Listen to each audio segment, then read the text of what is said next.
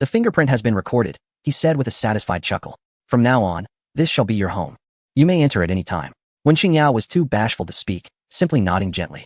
He Jinan smiled contentedly, stepping back to take her hand, guiding it to the door lock.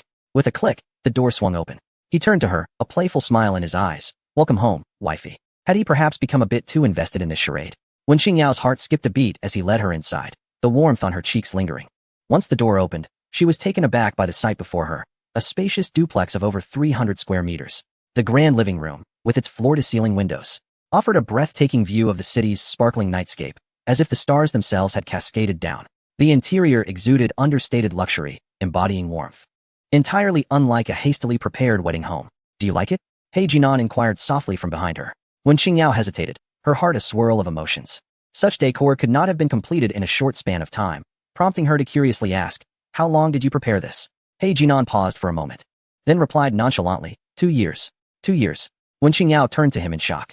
He Jinan unbuttoned his suit jacket, arching an eyebrow casually as he stated, yes. It was originally intended as a wedding home, which is why it took so long. The renovations were quite complicated. Wen Qingyao was taken aback by his profound sentiment. He had planned this 2 years prior. The design resonated deeply with her, yet she could not shake the thought that this was meant for Cui Enyu. This abode, originally intended for Cui Enyu and He Jinan, was now hers. Guilt and a sense of wrongdoing bubbled up within her, and she bit her lip. I apologize. I didn't know this was your wedding home. If it weren't for me, well, never mind. You should keep this house. You have other properties, don't you? You can simply find another to live in. He Jinan strolled over to the kitchen island, pouring himself a glass of water. After a sip to quell the heat within, he glanced at her and queried, what's wrong? Do you not like it? Everything Zhao He showed you today was a wedding home. If you're dissatisfied with this one, we can move tomorrow. It's too late today. Let us just make do for now. Wen Qingyao found it hard to believe. You mean all those were wedding homes? I thought they were your vacant properties. Why did you prepare so many? Are you planning to marry multiple wives like an ancient emperor, rotating between them based on your whims? He Jinan set his glass down, poured her another, and approached her, handing it over nonchalantly. Is it wrong to spend money if one has more than enough? Wen Qingyao stood there, stunned, accepting the water he offered. She watched as he removed his jacket, his well-defined physique clad in a white shirt and black trousers. Listening to his extravagant words, she felt a wave of emotions wash over her. He was handsome, capable, wealthy, and possessed remarkable endurance. His kissing skills were exceptional. Such a perfect man was unparalleled. If his heart were not already taken, she might have considered whether to fall for him and embark on a life together. Wen Qingyao took a sip of water to calm her racing heart. Well, as long as you are happy. Since all these properties are wedding homes, I suppose I haven't truly intruded upon your space with Cui Enyu. He Jinan merely replied with an indifferent unconcerned with her astonished expression. He loosened his tie, placing her used glass on the coffee table, and took her hand, leading her upstairs. It's getting late, let us rest. Wen Qingyao followed him, her gaze inadvertently drifting over his long fingers, her heart racing anew. She attributed her fluttering heartbeat to the normal physiological response of being close to the opposite sex for the first time.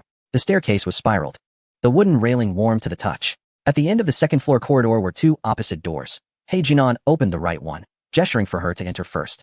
The room was spacious and bright, enveloped in a gentle cream hue. A vanity table stood by the floor-to-ceiling window, adorned with neatly arranged high-end skincare products. Their packaging still intact. These were prepared by my assistant. He Jinan leaned against the doorframe, stating casually, I didn't know your preferences, so I bought everything. Wen Qingyao gently caressed the various jars and bottles before her, when suddenly, she stumbled upon a niche hand cream tucked away in a corner. It was the very one she had used for many years. How did you know this is my frequent choice? She asked, turning her head in surprise. He Jinan, maintaining an air of calm, replied, last time you were drunk, I noticed it in your bag. Wen Qingyao felt a warmth creeping up her ears, realizing how the conversation had circled back to that night. In haste, she sought to divert the topic. Is the room across from us yours? Am I staying here tonight? The air fell silent for a few moments. No. Chapter 32. The impact of separate sleeping arrangements on emotional connection. He Jinan straightened, leisurely undoing his cufflinks. His voice smooth like silk. That is the cloakroom. Wen Qingyao blinked, perplexed. Cloakroom? Then where is your room? He suddenly stepped closer, standing before her with an imposing presence. His crisp scent enveloped her as he spoke in a low tone. Madam we are married now. Have you ever seen a couple sleep in separate rooms? I don't recall stating a desire to share a bed with my newlywed wife while sleeping apart. Such arrangements hinder emotional intimacy. I have no intention of living a solitary life akin to a monk post-marriage. His words were direct, delivering an overwhelming impact. Wen Qingyao's eyes widened in shock, causing the hand cream in her grasp to clatter to the floor. Solitary? What is he implying? The towering figure of the man, standing at nearly 6 feet tall, exuded a powerful pressure, yet his words, laden with embarrassment, left her momentarily speechless. Or do you find my skills unsatisfactory? No worries. We have ample time tonight for exploration and experimentation. If the first time felt awkward, that was my fault. Did he realize the intensity of his handsome visage? With a demeanor both earnest and commanding, delivering such seemingly considerate yet provocative remarks? The apprehension she had harbored throughout the day had materialized, whether conjugal relations would follow their marriage. From He Jinnan's tone, it seemed that they were indeed expected. No matter, she mused. After all, they had already crossed that line. Furthermore, their first encounter had been anything but clumsy. It was executed with a finesse that spoke of experience. When Qingyao's face flushed a deep crimson, and she found herself at a loss for words. She wished to reprimand him for his bluntness, yet fear held her tongue. Bowing her head to mask her embarrassment, she softly stammered, No, I'm not dissatisfied. I apologize. I thought you weren't accustomed to sharing a bed. It's fine, your skills are commendable. There's no need for apologies. I'll go take a shower now. What was she even saying? Regret washed over her as she wished to retract her words, her tongue feeling as if it should be bitten off. What did she mean by skills are commendable? It felt like an inadvertent affirmation of that night's events. In a fluster, she seized her nightgown and dashed toward the bathroom, only to be halted by He Jinnan, who grasped her wrist. Where are you running off to? He chuckled softly, his fingertip gently caressing her wrist, sending a shiver through her. Has the smart system not instructed you on its use? Wen Qingyao, unable to meet his gaze, murmured, I'll figure it out myself. The water temperature is already set. He released her, but just as she was about to escape into the bathroom, he leaned down, his lips brushing against her flushed ear. Should you need assistance, feel free to call me. I understand, she replied, slamming the door shut and leaning against the frosted glass, gasping for breath. The mirror reflected her flushed cheeks, her neck tinged with a soft hue of pink. Turning on the faucet, she splashed cold water onto her face, urging herself to remain composed. It's merely a superficial marriage, just fulfilling marital duties. Yet as the warm water cascaded over her body, her mind involuntarily replayed fragments of that evening. The man's heated palm, his assertive demands, and the husky breaths whispered in her ear. Standing beneath the shower head, droplets gliding down her fair skin, she shut her eyes, desperately attempting to dispel those beguiling thoughts. But the more she resisted, the clearer the memories became. Only when the sound of water ceased did she realize she had forgotten to bring her nightgown. The bathroom fogged with steam, when Qingyao wrapped herself in a towel. Hesitating at the door, she bit her lip, ultimately tapping lightly on the frosted glass, her voice barely a whisper. He Jinnan, could you please help me fetch my nightgown? Silence lingered for a moment before his deep voice responded, all right. As his footsteps faded away, she exhaled in relief. Yet her heartbeat accelerated uncontrollably. Clutching the edge of the towel, her fingers trembled slightly. He Jinnan stood in the cloakroom, scanning the rows of exquisite women's attire. Each piece had been personally selected by him, tailored to her preferences and physique. His fingers glided over a silk nightgown, pausing at a modest cotton set. After a moment's contemplation, he ultimately chose the silk gown, a vibrant red, its smooth texture reminiscent of flowing water, the hem grazing mid-thigh, adorned with a lace-back design. His gaze darkened, his throat tightening. Originally, he intended to select the conservative nightgown, yet his fingers seemed to possess a will of their own, leading him to this choice. Tonight was their wedding night. Red was traditional. He chuckled softly, mocking his own impropriety. A knock echoed. The nightgown. He Jinnan's voice resonated from outside. When Qingyao cautiously opened the door a crack, reaching out to receive it, the man outside could only glimpse her still damp, porcelain-like arms. He nearly lost himself in the urge to pull her out and kiss her against the door. Upon touching the delicate fabric, she froze, her cheeks igniting with heat. What is this? She jerked her hand back, blushing fiercely, aware that speaking through a door rendered the atmosphere undeniably ambiguous. You got the wrong one. I didn't he replied, a teasing lilt in his voice. Only this one is red. It's auspicious for a wedding night. When Qingyao felt skeptical of his claims of good fortune, he must be doing this on purpose. Yet she could not remain exposed, so she reluctantly accepted the garment, inadvertently brushing against his palm, drawing back as if struck by lightning. Watching the door close once more, He Jinnan lingered outside, listening to the rustling of fabric within, his gaze deepening. Suddenly, he felt a pang of regret. He shouldn't have chosen that one. Just the thought of her in that attire sent him spiraling beyond control. When Qingyao gazed at her reflection in the mirror, wishing she could vanish into the ground from embarrassment, the straps of the nightgown were pitifully thin, the neckline plunging, and the lace at the back teasingly translucent. The hem was excessively short, and it was red. How could she possibly wear this outside? Taking a deep breath, she attempted to calm herself, yet her heartbeat thundered as if it would burst from her chest, her fingertips trembling slightly. When Qingyao, outside, He Jinnan's voice was raspy. Do you need assistance? And no, I'm fine, she hastily replied, her voice trembling. Another silence ensued, stretching into an agonizing 10 minutes. Ultimately, when Qingyao mustered her courage and pushed open the bathroom door, He Jinnan stood outside, and the moment their eyes met, His expression darkened abruptly. Chapter 33, Are you feeling tense? Should I do something to help you relax? His Adam's apple bobbed heavily, and his breathing became labored. When Qingyao lowered her gaze, unable to meet his eyes, her fingers subconsciously tugging at the hem of her dress in an attempt to pull it down. I think I should change into something else. This feels awkward, she murmured, turning to retreat back into the bathroom. However, He Jinan seized her wrist decisively. No need to change. This one will do, he said, his voice deep and hoarse, laced with an undeniable authority. It looks exquisite. It suits our wedding night perfectly. When Qingyao's ears flushed crimson, and she felt the heat of his gaze envelop her, igniting a fire within her. She was all too familiar with this kind of look. His intentions were unmistakable. Her legs weakened at the thought of his extraordinary stamina. She wondered if she might perish on this very bed tonight. He Jinan's palm rested against her wrist, radiating warmth that sent her heart racing almost to the point of bursting from her chest. Your hair is still wet. Sit over there, and I'll dry it for you, he said softly, his fingertips gently tracing her wrist bone, as if to soothe her anxiety. It was only then that when Qingyao realized her long hair was still dripping, water droplets cascading down her shoulders and dampening the straps of her nightgown. Oh, all right, she replied. He Jinan released her, turning to retrieve a hairdryer from the drawer, gesturing for her to take a seat at the vanity. After a moment's hesitation, she obediently moved to sit down. The mirror reflected their figures. She wore that excessively seductive nightgown, her skin appearing snow-white, while He Jinan stood behind her, his tall frame nearly enveloping her entirely. She then noticed he had showered and changed into sleepwear, likely having washed up in the adjacent room. His short hair was still slightly damp, falling across his forehead. The black loungewear suited him remarkably well, adding a touch of warmth compared to his usual formal attire, softening his aura, though it still retained its intensity. He Jinan switched on the hairdryer, and warm air brushed against her strands, his long fingers weaving through her hair with an astonishing gentleness. Wen Qingyao's lashes lowered slightly, her heart still racing.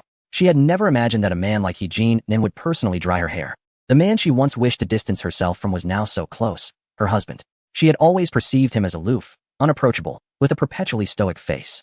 Yet, since that night, she had begun to discern a different side to him. He was not the cold, unfeeling, and proud figure she remembered. He possessed a warmth that was distinctly human. He could feel anger, show concern for her, embrace her, kiss her, and tease her. However, these moments seemed to belong to another woman. She merely found herself entangled with him by chance. Were it not for that night, they would still maintain a polite and distant familial relationship. Yet fate had played a cruel trick. He was bound by promises and responsibilities to his grandfather, while she was tied to the He family, and He Jinan's profound kindness towards her had resulted in this absurd marriage. Is the temperature all right? This is my first time drying a girl's hair. Let me know if anything feels uncomfortable, he asked quietly. Your first time? When Qingyao snapped back to reality, biting her lip as she gazed at the man in the mirror. This was also her first experience of having a man treat her so gently.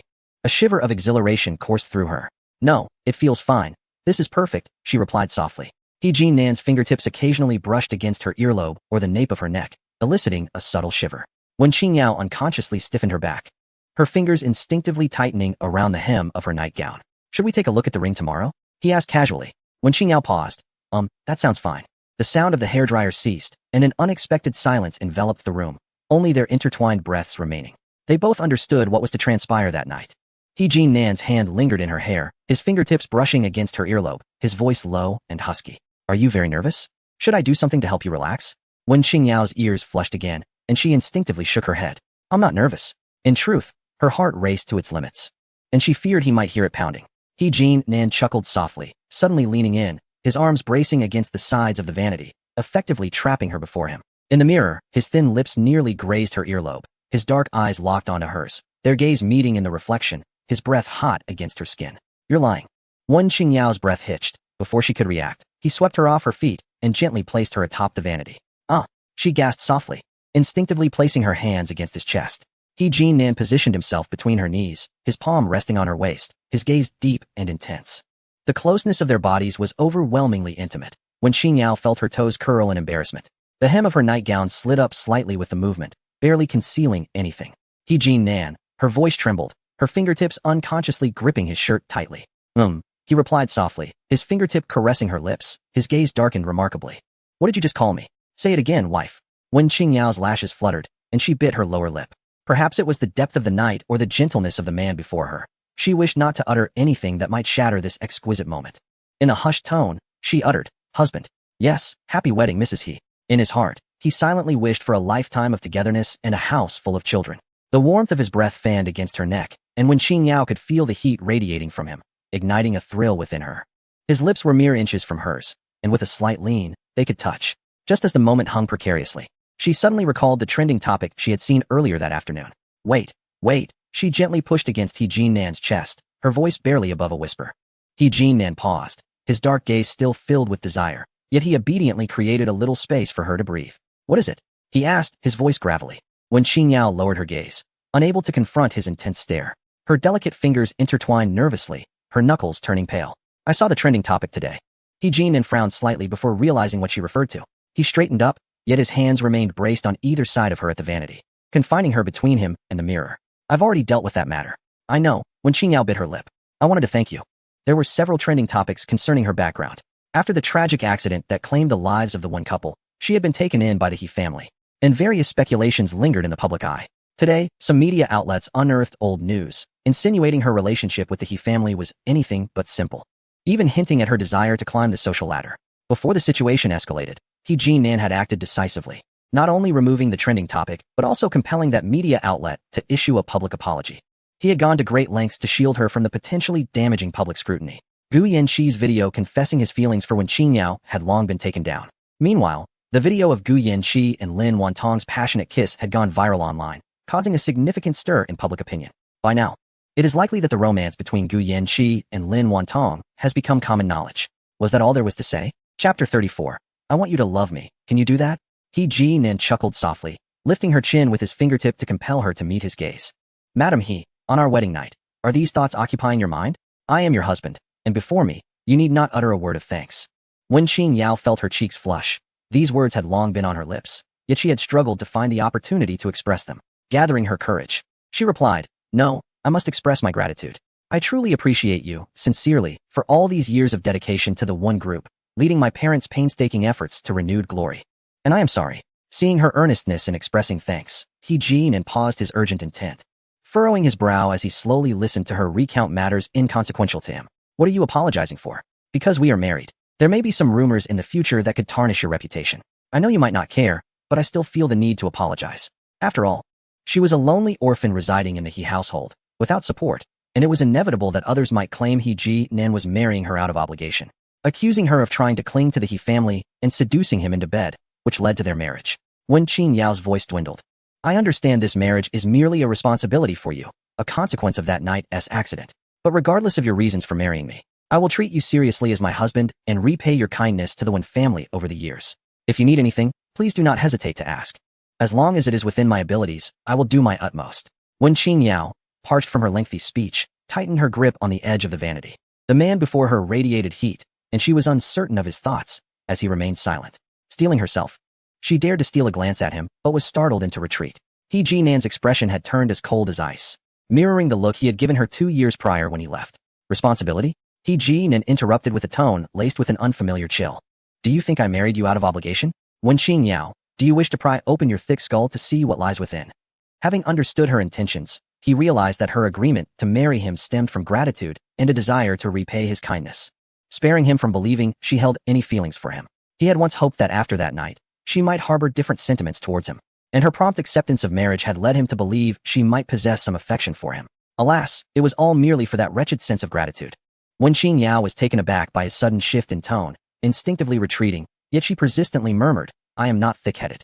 However, he grasped her waist and pulled her closer. He Jin-nan maintained a nonchalant demeanor as he stepped forward, pressing against her. Startled, Wen Qing Yao pushed against his chest in an attempt to halt him, but he seized her wrist, pinning it behind her. With his other hand, he held her chin, forcing her to meet his gaze. Oh, you say I can ask anything of you, as long as you can fulfill it? His fingertip traced her jawline, his eyes swirling with inscrutable emotions. Suddenly, he bent down and bit her lip fiercely.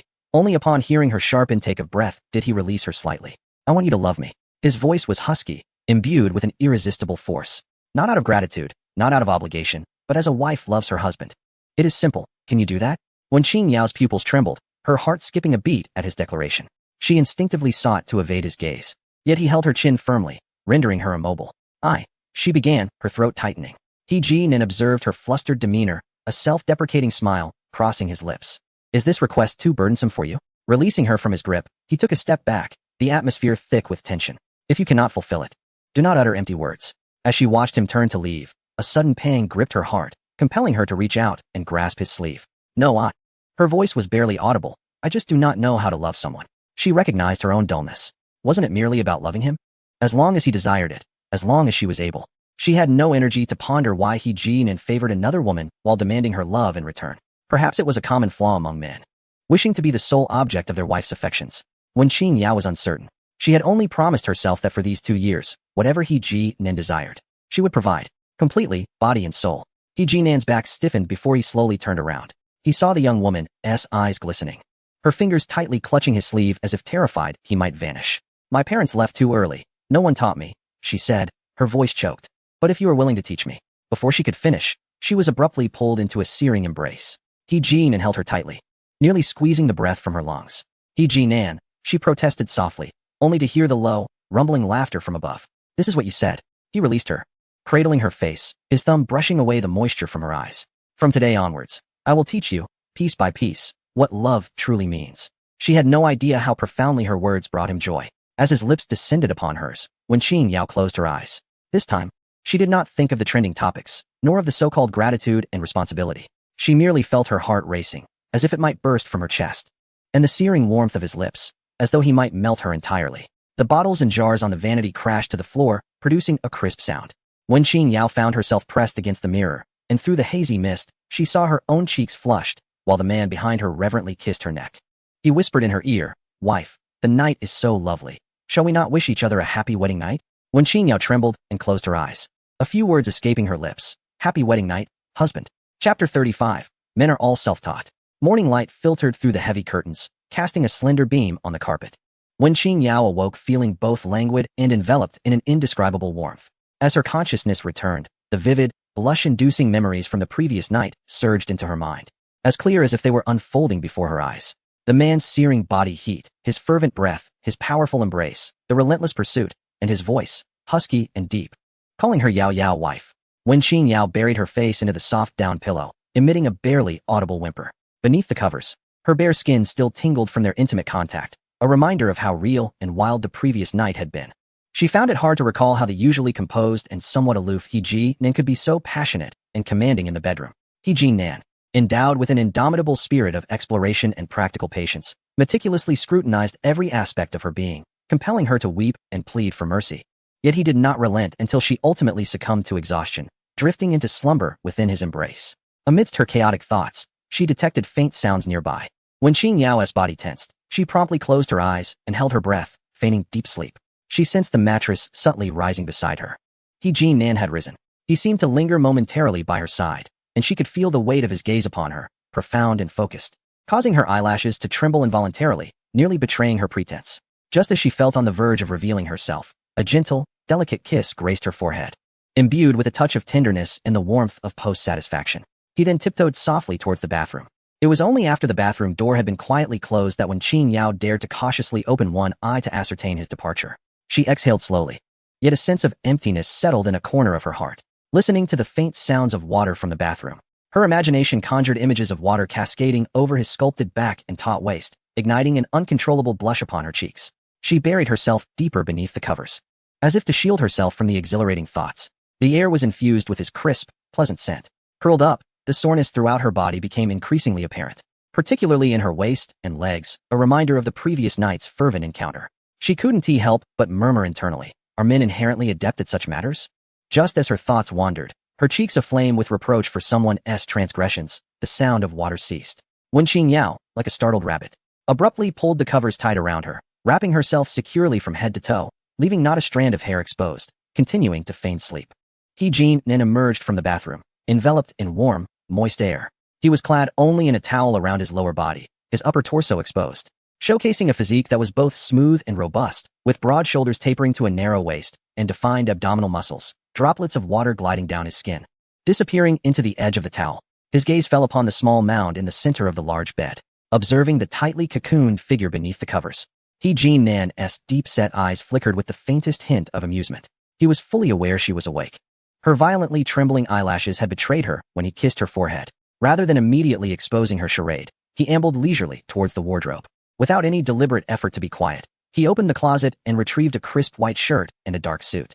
Positioned with his back to the bed in the bedroom, He unhurriedly unwound the towel and began to dress.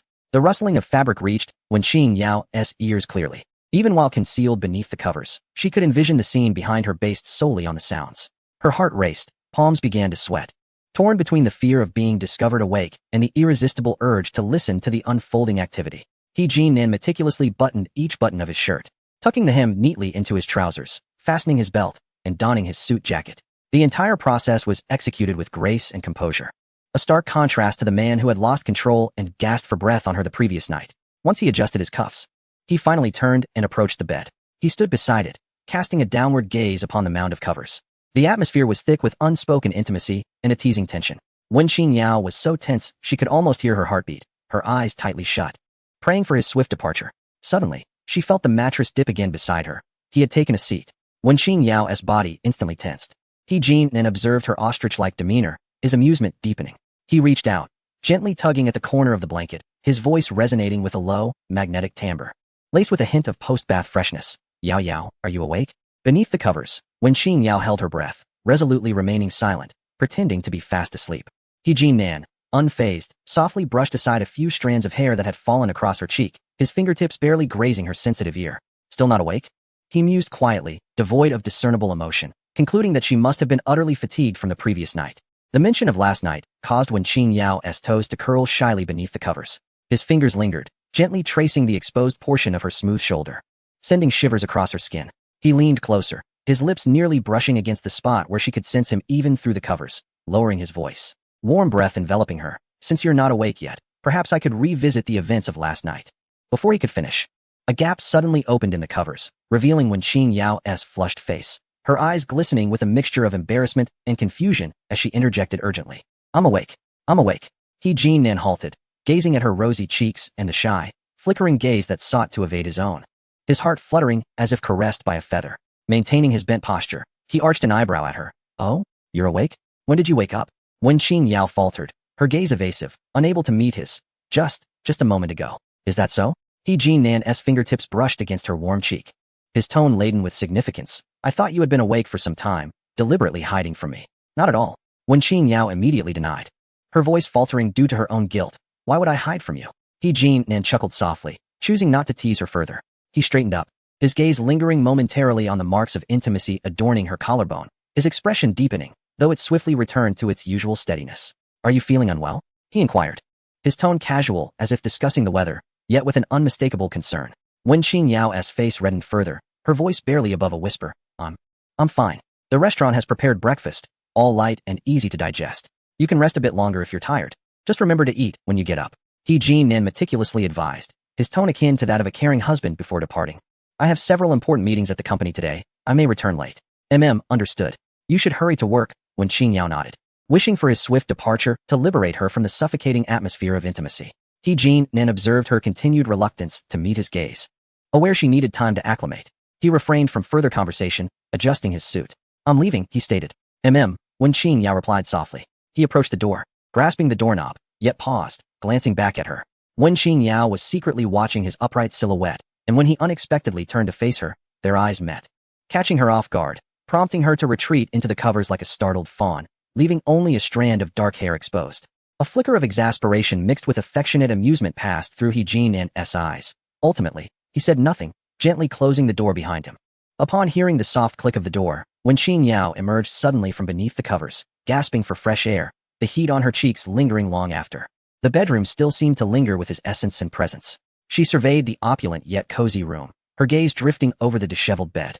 Recalling the events of last night and earlier, her heart still racing with disarray. This man, composed and restrained in public, revealed an entirely different persona before her. Yet, why did she feel not only embarrassment, but also a strange, sweet sensation quietly spreading within her? Wenqing Yao pulled the blanket up to cover half her face, revealing only a pair of watery eyes as she gazed out at the brightening sky, her mind in turmoil. After having breakfast, He Jinan had already arranged for a driver to take her to school. As she watched the rapidly passing streets outside, she felt somewhat dazed. The lingering soreness deep within her reminded her that she was now a married woman. The car came to a smooth stop at a discreet location a few hundred meters from the school entrance. Wenqing Yao took a deep breath, picked up her backpack, and prepared to alight. Madam, we have arrived. Uncle Zhao, the driver, opened the door for her. Thank you, Uncle Zhao, Wenqing Yao nodded, striving to appear as calm as usual. However, This facade of composure was abruptly shattered the moment she stepped through the school gates.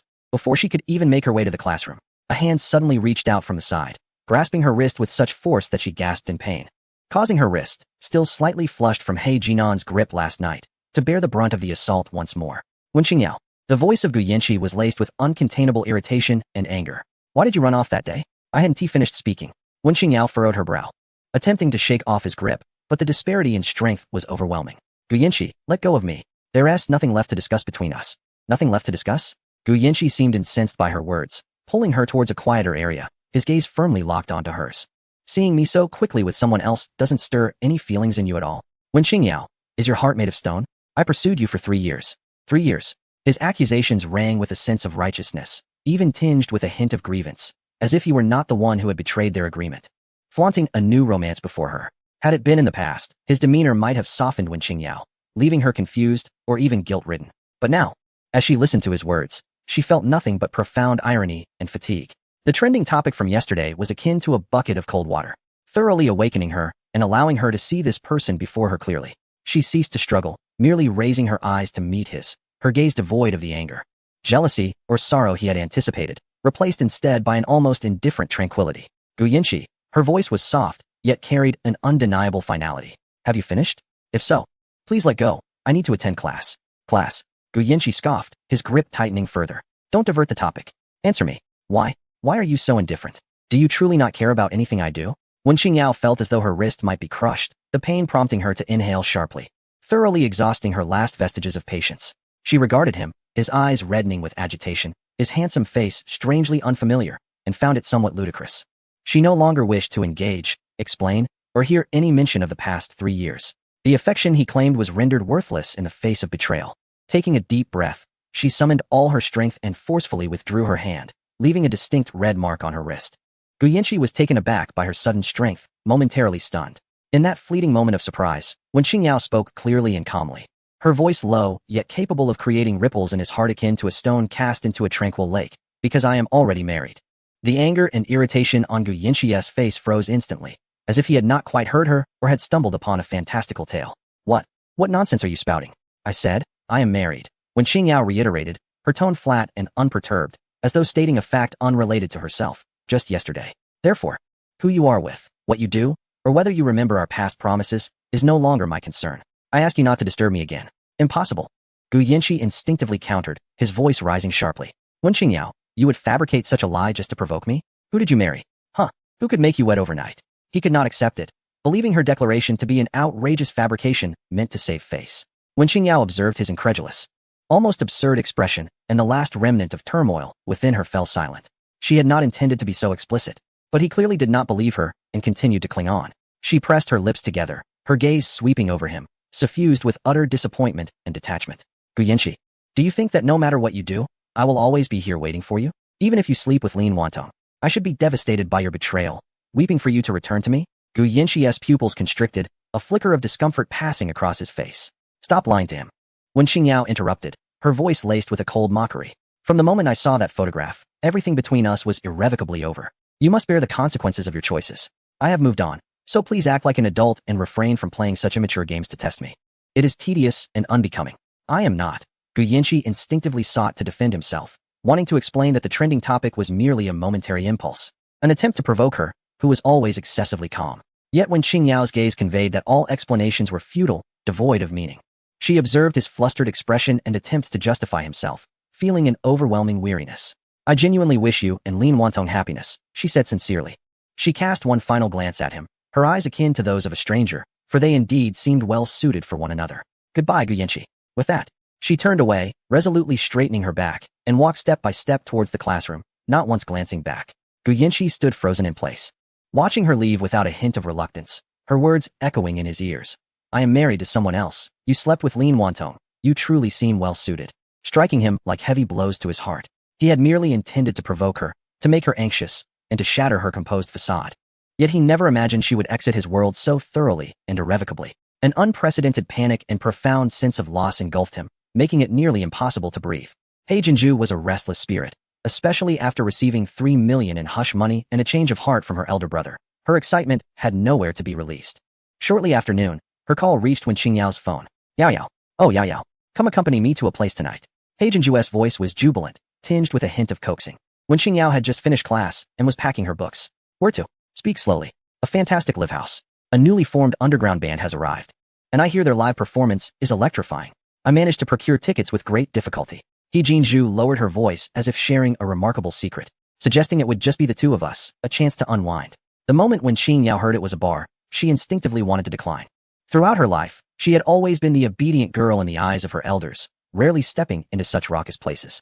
Bars seemed chaotic, and He Jinju interrupted her. You are now my legitimate sister-in-law. Who would dare to cast a lewd glance your way? Besides, I will be there. Rest assured. It's a proper venue. Just enjoy some music and drinks. I beg you to accompany me. I've boasted about having a celestial-like sister to bring along.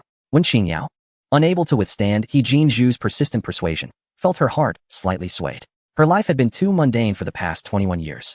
Perhaps experiencing something different for once wouldn't be so bad. After a moment's hesitation, she whispered, then I should inform Jin Nan go, right? Oh, why tell my elder brother? He Jinju immediately objected. That old stick in the mud would surely forbid you from going. He might even lecture me for taking you out for fun. We could sneak out, have a little fun, and return unnoticed. When Xingyao bit her lip, still somewhat hesitant. Deceiving He Jin Nan made her uneasy. Yet He Jinju's excitement made it difficult to refuse. Finally, she relented. All right, but just for a little while. Yay, I knew you would be the best. He Jinju exclaimed joyfully. I'll pick you up at 7. That evening, as anticipated, a message from He Jin Nan arrived on WeChat. Succinct and to the point. I have business engagements tonight. Will return late. Make sure to eat on time. When Xingyao stared at her phone screen, her heart racing.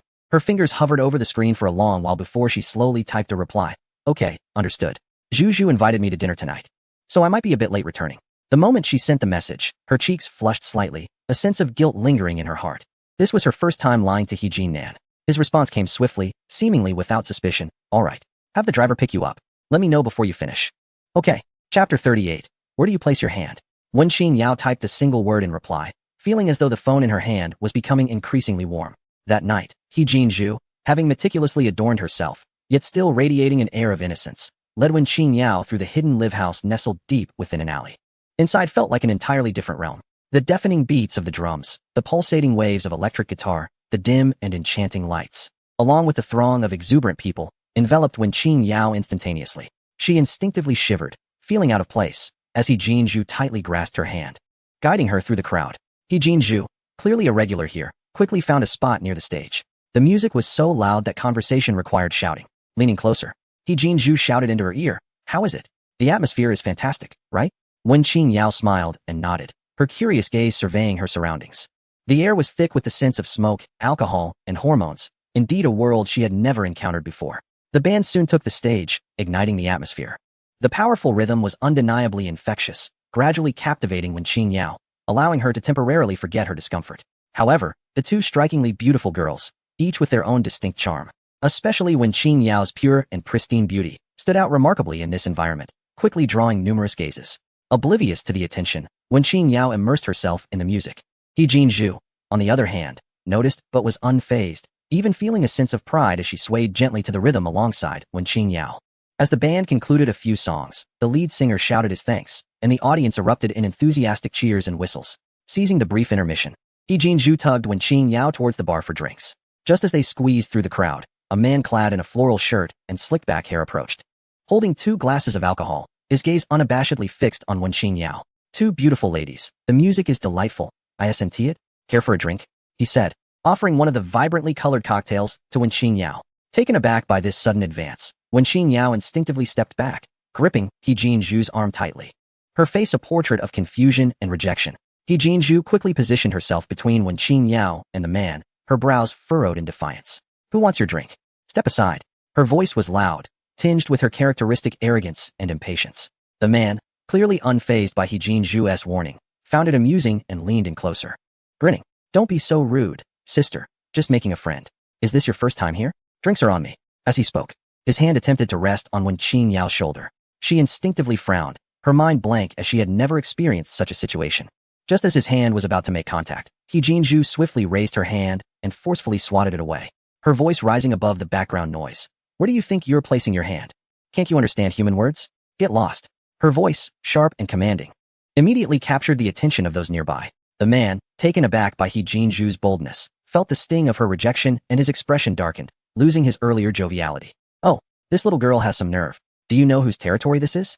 I don't care whose territory it is. He Jin Zhu retorted defiantly, one hand shielding Wen Qingyao while the other pointed accusingly at him. If you don't step aside, I'll call security. Or perhaps I should just report you. You clearly don't seem like a good person. You. The man was momentarily speechless, seemingly on the verge of lashing out. But the scrutinizing gazes from the onlookers made him hesitate. Meanwhile, in a VIP box on the second floor with the best view, Zhou Su Yen lounged on the sofa, a cigarette poised between his fingers, casually scanning the restless crowd below. Yang Zongheng, beside him, held a glass, laughing and chatting with a friend across from him. Initially, the commotion below failed to capture their attention, as minor altercations were not uncommon in a live house. It wasn't until He Jin Zhu's piercing shout, "Where do you think you're placing your hand?" cut through the relatively moderate music break that they began to take notice. Chapter 39, Sister-in-Law at the Bar. Zhou Su Yen instinctively glanced toward the source of the commotion. The moment he did, his movement halted. He squinted slightly, leaning forward as he discerned the faces of the two girls below. Those two young ladies looked somewhat familiar. Yang Zongheng leaned in, following his gaze downward. Though the lighting was dim and flickering, the striking figure clad in fashionable attire, fuming as she shielded the other girl. Alongside the delicate side profile of Wen Qingyao in her exquisite little Chanel jacket, seemed utterly out of place. Wow. Yang Zongheng instantly recognized her, nearly choking on his drink. Isn't that the fearless little ancestor from the He family? Beside her was Wen Qingyao, her sister-in-law. The two exchanged glances, each perceiving the same shock and ominous premonition reflected in the other's eyes. It was not surprising to see He Jinju frequent such places, but Wen Qingyao, who appeared as innocent as a little rabbit and whom He Jinan wished he could hide away in his pocket, was she truly here? Did He Jinan know? As they watched the man in the floral shirt downstairs grow increasingly agitated, it seemed he was on the brink of losing his composure, provoked by He Jinju. While many were eager to watch the spectacle unfold, few dared to intervene. If He Jinan were aware that his precious gem was being harassed here, this venue would surely be razed to the ground by morning. Zhou Shiyan spoke coolly, already retrieving his phone. Quickly call Nange, Yang Zonghe urged, his gaze fixed intently on the scene below. Damn it, if that scoundrel dares to lay a hand on her, we'll go down and deal with him ourselves. The call connected swiftly, and He Jinan's calm, yet slightly noisy voice came through. Shiyan, what's the matter? Zhou Shiyan assessed the tense standoff below and succinctly replied, Nange. Guess who I spotted at Milla Live House? Who? He Jinan's voice seemed to pause momentarily. My dear sister and Zhou Shiyan hesitated, his tone taking on a subtle nuance. Your new wife, my sister-in-law. An instant silence enveloped the line, as if the tension could be felt through the waves. Zhou Shiyan could almost envision He Jinan's narrowed eyes and the chilling downturn of his lips. He quickly added, there's a bit of a situation. An unwelcome thug is trying to chat her up, and Zhu is currently standing her ground. For now, everything is fine. We are keeping an eye on it. Before he could finish, He Jinan's voice came through, steady and resolute. Send me the address. Do not let them get hurt. I'm on my way. Understood. Zhou Shiyan ended the call and immediately sent over the location. What did Nange say? Yang Zonghe inquired. He'll be here shortly, Zhou Shiyan replied, putting away his phone and standing up to adjust his cuffs. Let us go see what's happening. We can't allow our sister-in-law to be bullied in front of us. Downstairs, the man in the floral shirt, humiliated by He Jinju, was seething with anger and was about to step forward forcefully. Hey, I say that's enough. A languid yet commanding voice interjected. Zhou Shiyan and Yang Zonghe positioned themselves on either side, seemingly casually shielding Wen Qingyao and He Jinju. Their tall figures, clad in well-tailored suits, contrasted sharply with the surroundings, instantly commanding the atmosphere. The man in the floral shirt froze, recognizing them, and his bravado diminished significantly. He was accustomed to such environments and could discern that these two were not to be trifled with. Zhou Xiao Yang Xiao, what brings you two here? The man forced a sycophantic smile. Zhou Shiyan ignored him, glancing back at the two girls. He Jinju visibly relaxed, though still maintained a brave front. While Wen Qingyao appeared pale, gripping He Jinju's arm tightly, her eyes filled with panic and fear, still protecting He Jinju. Yang Zonghe, growing impatient, waved dismissively at the man in the floral shirt. Didn't you hear me tell you to scram? Do we need to ask you again? I wouldn't dare. It's all a misunderstanding. The man, now drenched in cold sweat, bowed repeatedly before hastily retreating into the crowd. Only then did He Jinju fully relax, patting her chest in relief. You scared me to death. Shiyan, Zonghe, what are you doing here? Your timing is impeccable. Zhou Shiyan's gaze settled on the still shaken Wen Qingyao, his tone softening somewhat. Sister-in-law, are you all right? Wen Qingyao shook her head, her voice trembling slightly. I'm fine. Thank you. It was merely a small effort, Zhou Shiyan smiled, though his expression carried a hint of something else. However, you both have quite the audacity, especially you. He directed at He Jinju, bringing your sister-in-law to such a place without a companion? He Jinju's confidence faltered, her gaze evasive. We just came to listen to music. Yang Zonghe chuckled, interrupting her. Zhu, no need to explain. We've already informed your brother. The most pressing matter now is to keep your little treasure safe. What? Both He Jinju and Wen Qingyao exclaimed in unison. He Jinju's expression instantly fell, and she lamented, "You told my brother? It's over, it's over." Chapter 40. Darling, I need a hug in a flurry of anxiety. She stomped her feet, gripping Wen Qingyao's arm and shaking it. Yao Yao, what should we do? My brother will surely devour me whole. Wen Qingyao's heart sank, her fingers instinctively intertwining, her complexion paler than when she was initially frightened. The two girls had lost all trace of the joy they felt while listening to music earlier. Had she known better than to heed He Jinju's suggestion, she would have thought their visit to the bar would go unnoticed. Yang Zonghe observed their palpable fear, particularly that of Wen Qingyao, whose demeanor suggested she was on the verge of tears, and hurriedly attempted to lighten the mood with a teasing tone. Zhu, are you finally scared? What were you thinking when you brought your sister-in-law out to have fun? But he turned his gaze toward Wen Qingyao, giving her a wink. Sister-in-law, don't worry too much. Even if Nange is furious, seeing your face, he probably won't be able to stay angry. When he arrives, just act a little spoiled and say a few sweet words. I guarantee everything will be fine. Zhou Shuyan added casually, his tone laced with an almost imperceptible reminder. Indeed. Sister-in-law, Nange cares for you most. Speaking with him sincerely is far more effective than anything else. His eyes swept towards the entrance below, as if preparing to clear the area for someone. It was too chaotic here, and Nange would need some time to arrive. It would be better to retreat to the VIP room upstairs, where they could sit safely and have some drinks to calm their nerves. Upon hearing this, He Jinju seized the opportunity like a lifeline, eagerly agreeing. Yes, yes. Yao Yao, let us head upstairs and strategize. Zonghe is right. You just need to sweet-talk my brother, and he surely won't be angry. At that moment, she was desperate to escape the glaring eyes of the crowd and was eager to shift the burden of damage control onto Wen Qingyao. Wen Qingyao felt a whirlwind of emotions, guilt intermingled with fear of He Jinan's reaction. Yet, it seemed there was no better option at present. She nodded, her voice barely audible. All right. Zhou Shuyan and Yang Zonghe exchanged a knowing glance, then proceeded to guide the two ladies through the throng, heading towards the staircase leading to the second floor. The VIP room on the second floor indeed felt like a different world from downstairs. As the heavy glass door closed, the deafening music was instantly muffled, leaving only a dull rhythmic bass in its wake. The room was luxuriously decorated, spacious, with plush leather sofas that exuded comfort, and the table was adorned with expensive drinks and fruit platters. The view was exceptional, overlooking the entire stage while maintaining absolute privacy. Yang Zonghe warmly invited them to sit, personally pouring a glass of pure water for Wen Qingyao. Sister-in-law, that was quite the scare, wasn't it? Have some water to calm down. If you'd like something else, just let me know.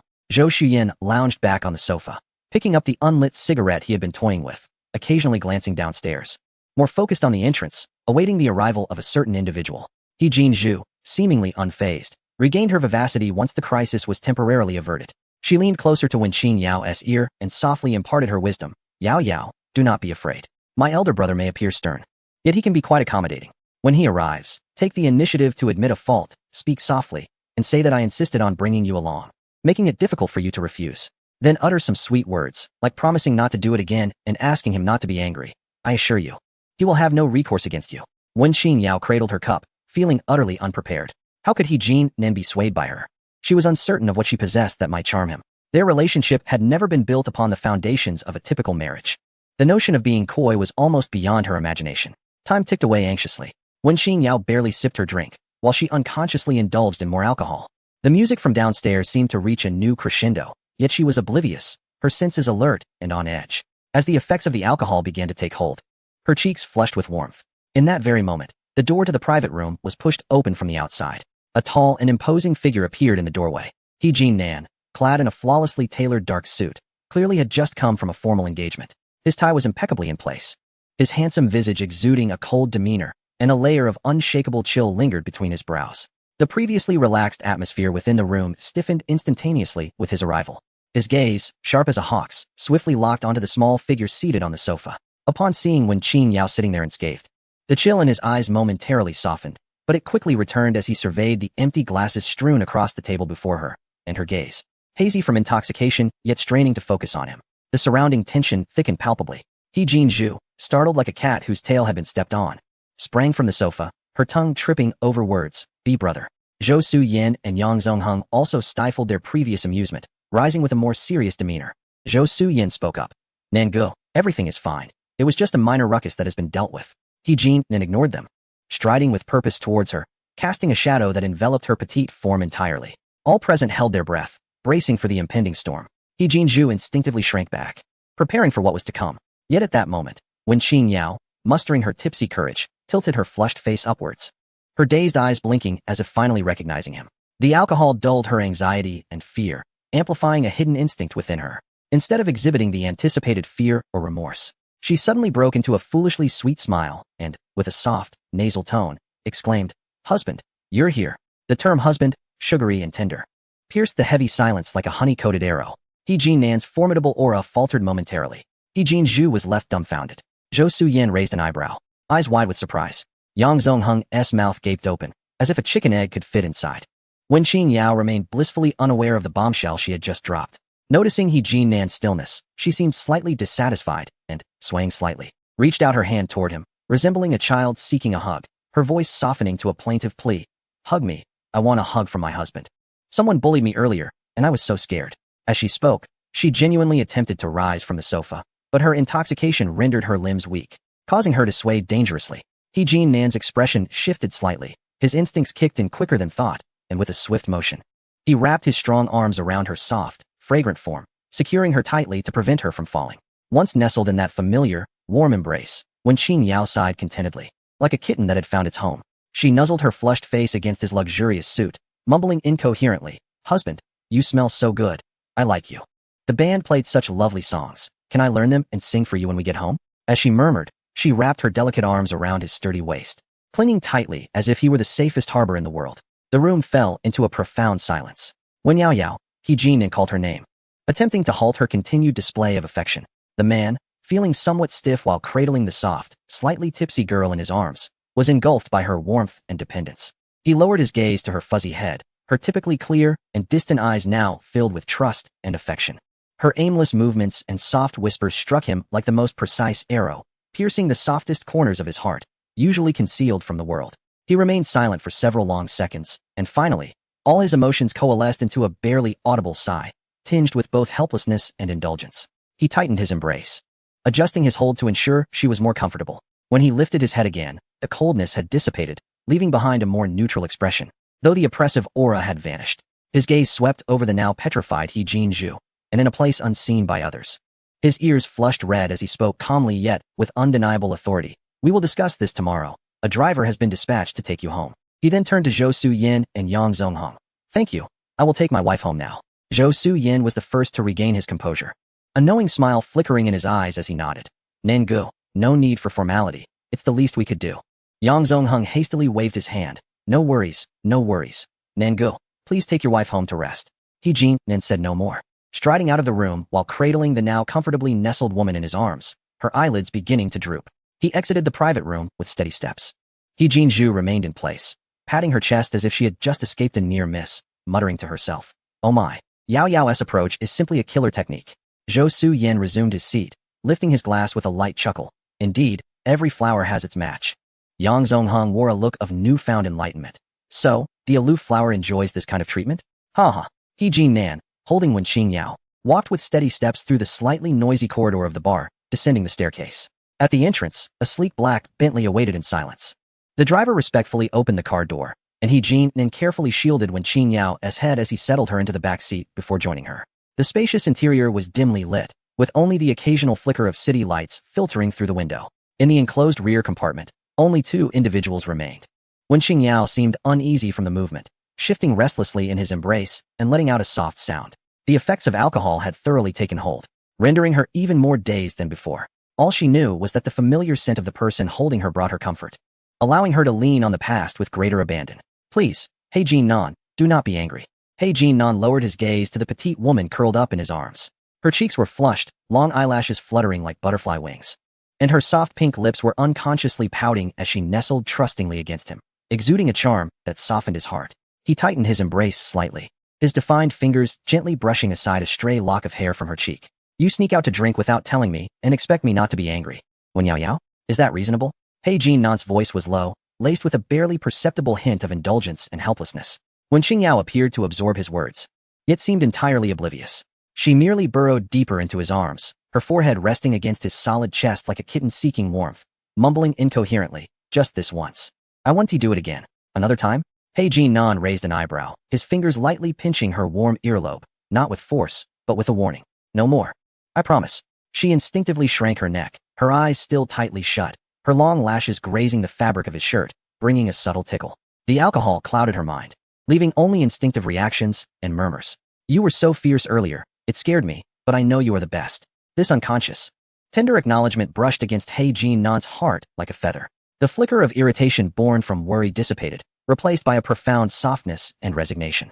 He sighed, ultimately surrendering. He adjusted his hold to make her more comfortable, allowing her to rest against him in the most relaxed manner.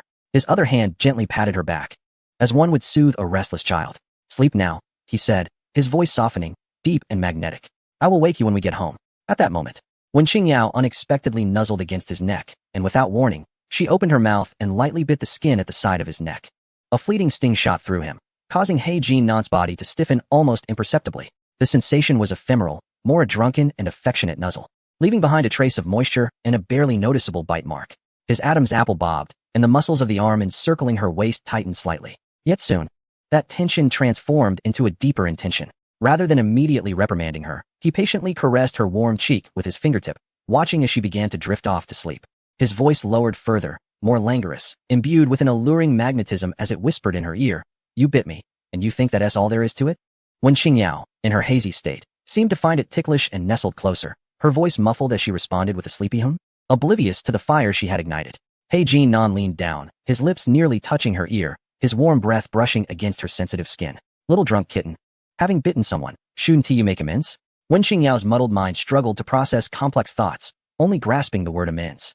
She furrowed her brow, murmuring softly, How do I make amends? A glimmer of triumphant amusement flickered in He Jinnan's eyes as he gently lifted her chin, allowing her bleary gaze to make faint contact with his. His thumb tenderly caressed her lower lip, the softness of her touch deepening his gaze. Here, kiss me here, and we shall forget about it, including your escapade at the bar, all right? He gestured towards the corner of his lips, coaxing her like a hunter laying a sweet trap. Wen Qingyao, in her foggy state, perceived this request as simple enough to allow her to continue sleeping peacefully. Moreover, the one holding her was He Jinnan, the very essence she currently relied upon. She instinctively tilted her head, clumsily and softly pressing her lips against his, not at the corner he indicated, but directly upon his lips. It was a kiss imbued with the rich aroma of alcohol, raw yet irresistibly enticing. He Jinnan's breath caught, and in an instant, he took the initiative, seizing the sweetness she had offered. Yet he remained restrained, kissing her gently for a moment before releasing her, fearful of startling her in her inebriated state. Wen Qingyao gasped slightly, her eyes growing more dazed. He Jinnan rested his forehead against hers, steadying her erratic breaths. Yet he had no intention of letting her off so easily.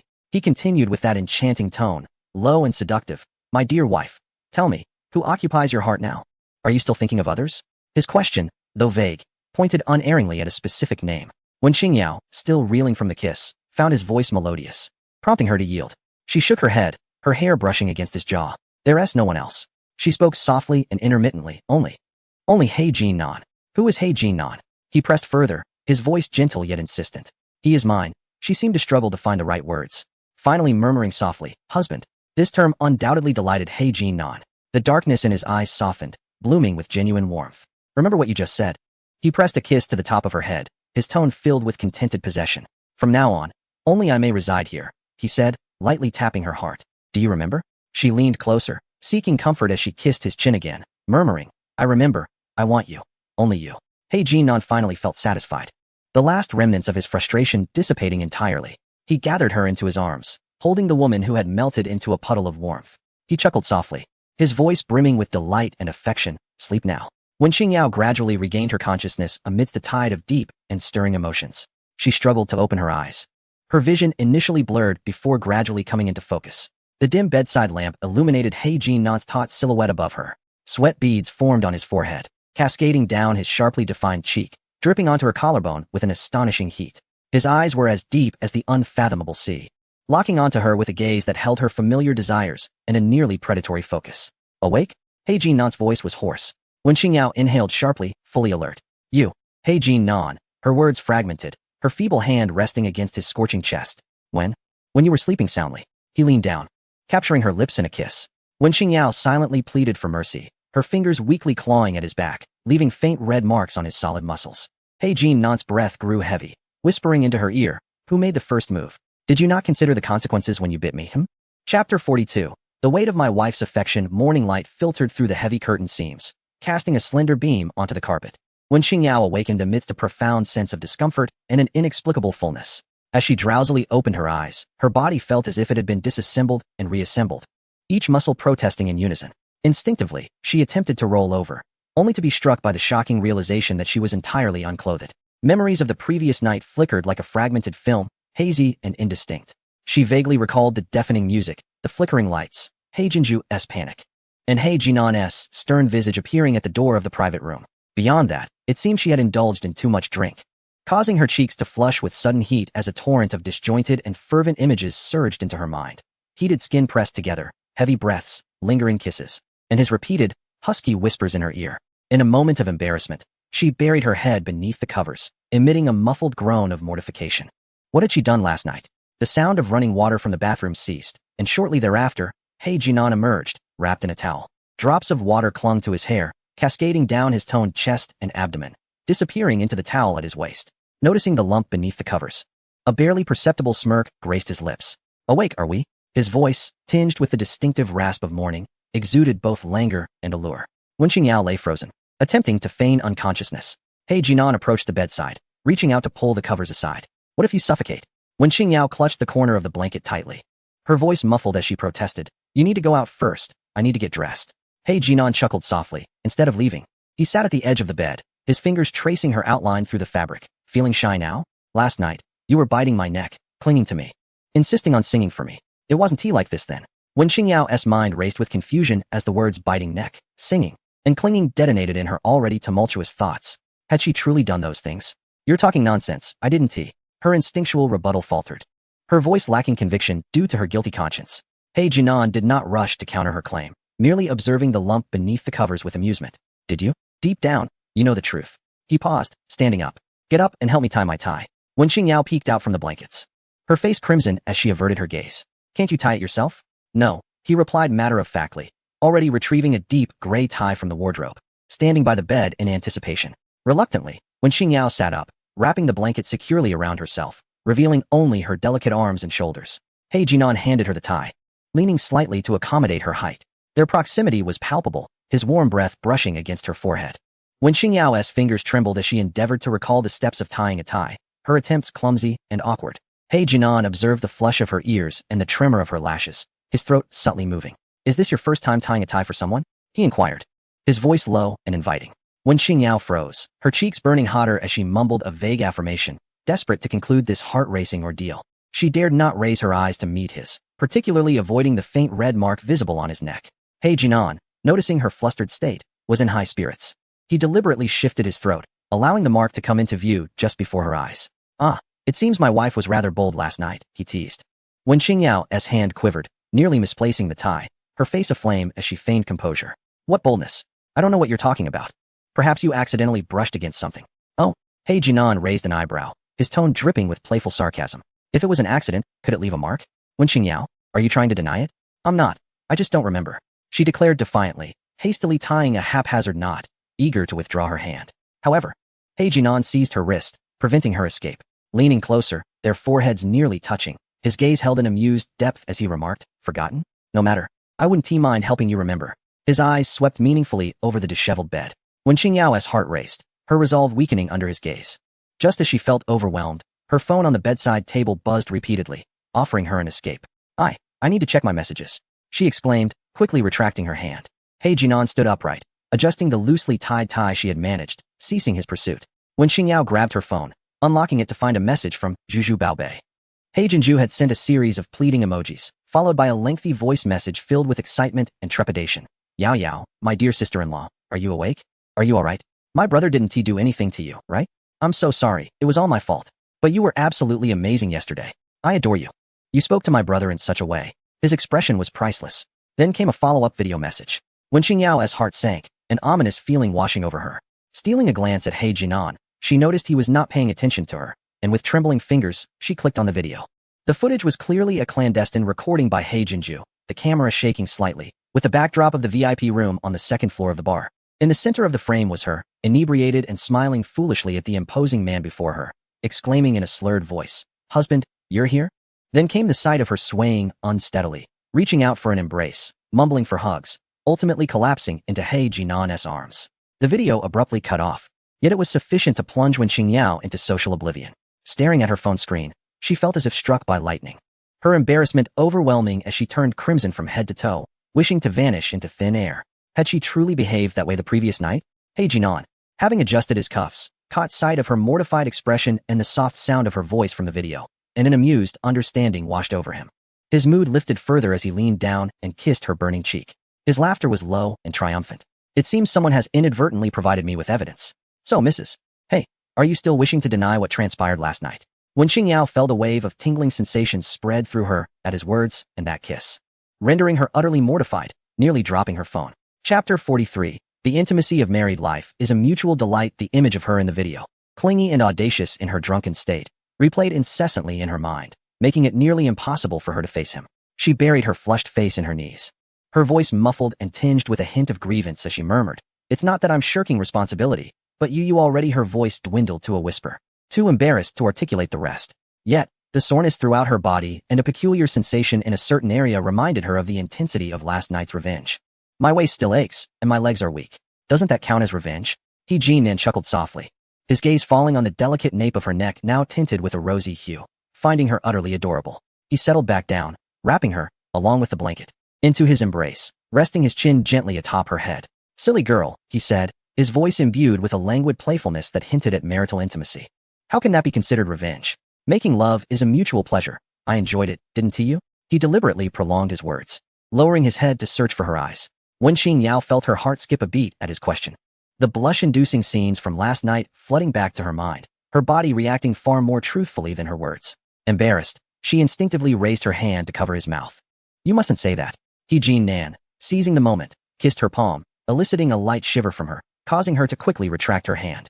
"All right, I want to say it," he replied leisurely, yet the mirth in his eyes deepened. His gaze lingered on her slender neck, the skin there smooth and pale, still faintly blushing from earlier shyness. His pupils darkened slightly as he leaned down again, his warm lips pressing against her skin, this time with a hint of suction. Wen Qingyao felt a moist, ticklish sensation on her neck, accompanied by a slight sting, and instinctively recoiled, exclaiming, "What are you doing?" He did not linger long. After a brief moment, he released her, satisfaction evident in his gaze as he admired the fresh, alluring, and distinct rose-red mark adorning her neck. His fingertip brushed over it gently, his tone laced with undeniable possessiveness. "Now, that is what I call revenge." He released her and stood tall, looking down at Wen Qingyao, who was still processing everything, a triumphant smile playing on his lips. "All right, Mrs. He, we're even now. Get up, wash up, and after breakfast, I'll take you to school." With that, he turned with a light heart towards the wardrobe, leaving Wen Qingyao in a state of stunned silence. Wen Qingyao dazedly raised her hand to touch the spot on her neck, still warm from his lips and tinged with a slight itch. Even without seeing it, she could vividly imagine how conspicuous the mark was. Suddenly regaining her senses, she grabbed the small mirror from the bedside table and, to her dismay, found a distinctly clear strawberry mark glaring back at her on her neck. Fuming at the fresh, excessively intimate mark, her cheeks puffed in indignation, yet she felt utterly helpless. She hurriedly tried to cover it with her hair, only to realize it would remain visible no matter how she positioned it. "He Jinan, you scoundrel," she muttered in protest, but the culprit had already leisurely retreated to the wardrobe. She had no choice but to swiftly rise, enduring the soreness in her body. Rushing into the bathroom to freshen up. Afterward, she chose a shirt with a slightly higher collar from the wardrobe, checking herself in the mirror until she felt somewhat reassured. Downstairs, He Jinan was already seated at the dining table, impeccably dressed in a suit, exuding his usual air of aloof elegance. Breakfast unfolded in a subtly tense atmosphere. Wen Qingyao focused intently on her food, striving to avoid making eye contact with him. After breakfast, He Jinan picked up his coat. "Let us go. I'll take you to school." In the car, the enclosed space intensified the tension. Wen Qingyao turned her head to gaze out at the swiftly passing streets, her fingers nervously twisting the hem of her clothes. He Jinan glanced at her, his gaze momentarily lingering on her neck, where she attempted to conceal the mark. A faint smile flickering in his eyes. He reached into his suit pocket and extracted a sleek black wallet, drawing out a card. The card was a deep black, edged with fine gold lines, radiating a subtle yet luxurious sheen in the car's light. He offered it to Wen Qingyao. Her attention was drawn to the extraordinary card, and she blinked in surprise. "Why are you giving me this?" He Jinan's tone was casual, as if discussing something entirely mundane. "There's no limit. Use it as pocket money. I have plenty. And the one family's shares are more than enough for my expenses." She instinctively declined. "My parents give me an allowance. It's sufficient." While the He family had never deprived her materially, her relationship with He Jinan had always been lukewarm, and she had never considered using his money. Without further ado, He Jinan pressed the card into her hand, his fingertip warm against her palm, sending a gentle tingle through her. That is from my parents. This is from your husband, and it's different. The way he pronounced husband with his uniquely resonant voice made her heart flutter, the images from the morning flooding back. He paused, his gaze sweeping over her seemingly ordinary yet well-crafted shirt, adding, or you could buy a few new clothes, something with a higher collar. His tone was laced with unmistakable teasing. Wenqing Yao felt her face flush again, gripping the cool card as if it were a hot potato. He was undoubtedly doing this on purpose. He Jinan you. She glared at him in embarrassment and anger, but found herself caught in his amused gaze, which clearly reflected her current flustered state. Realizing she could not argue with him, she begrudgingly tucked the card into her bag, muttering under her breath, how thick-skinned. She had never noticed how playfully flirtatious he could be. He Jinan caught her words and chuckled softly, his spirits lifted further. He relished her lively demeanor, her shyness and playful reproach far more endearing than her usual reserved and distant self. The car came to a smooth halt at the entrance of Jing de Meiyuan. Wenqing Yao exhaled in relief and hurried to pull the door handle. I'm leaving. Wait, He Jinan called out to her. She turned back in confusion, only to find him leaning closer, his warm breath brushing against her. Instinctively, she recoiled, thinking he might do something else. Instead, he simply reached out, meticulously smoothing her slightly disheveled collar, his movements careful and gentle, as if handling a precious porcelain piece. Call me after class. The driver will pick you up to try on wedding dresses, he instructed, his gaze resting on the faint marks she was attempting to conceal, deepening momentarily. Wenqing Yao's fingers froze as she processed his words, staring at him in astonishment. Try on wedding dresses? Isn't that a bit soon? Planning for next month feels too hasty. Chapter 44. Wedding dress fitting. How did you get in here? It's not too hasty. We're merely waiting for Mrs. He to make her entrance. His tone was too matter-of-fact, as if this were an unquestionable arrangement already set in motion. Wenqing Yao bit her lip, the sensation of unreality creeping back into her mind. I understand. Avoiding his gaze, she hurriedly exited the car, practically fleeing the scene. He Jinan watched her delicate figure disappear at the entrance of the art academy, before slowly retracting his gaze, his fingertips lingering with the delicate sensation and warmth of her skin. He spoke to the driver in a low tone, to the company. The vehicle glided away slowly. He Jinan's gaze swept past the window, catching sight of a renowned jewelry store's sign, his expression subtly shifting as though a thought had crossed his mind. Wenqing Yao briskly entered the campus, feeling as though all eyes were focused on her neck.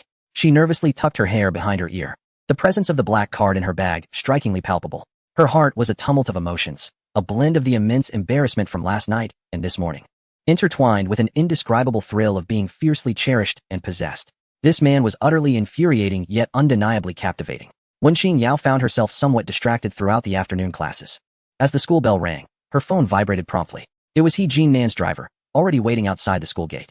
Taking a deep breath, she gathered her things and bid farewell to Tang Lin Lin before heading towards the gate. The familiar black Rolls-Royce awaited her, discreet yet attention-grabbing. Upon opening the door, she noticed He Jinan was absent, a twinge of disappointment flickering within her, unbeknownst to herself. She inquired of the driver, "Where is He Jinan?"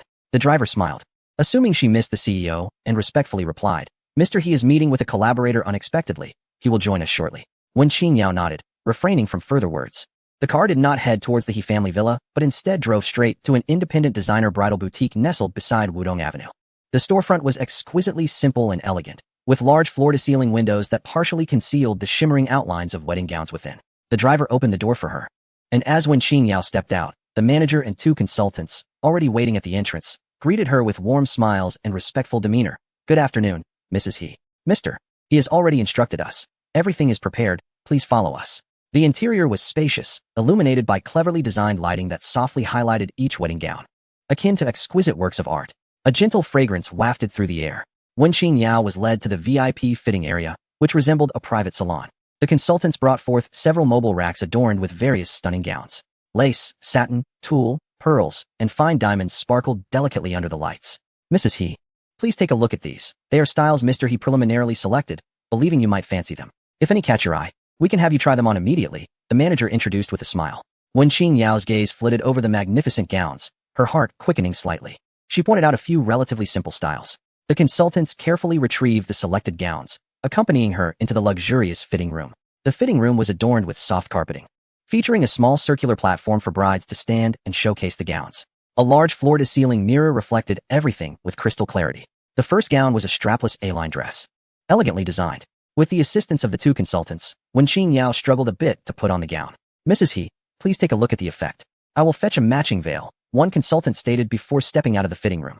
Standing before the mirror, Wenqing Yao gazed at her reflection, The gown's cut was impeccable, accentuating her slender waist and graceful shoulder lines. However, the straps at the back seemed to be slightly loose, compromising the overall fit.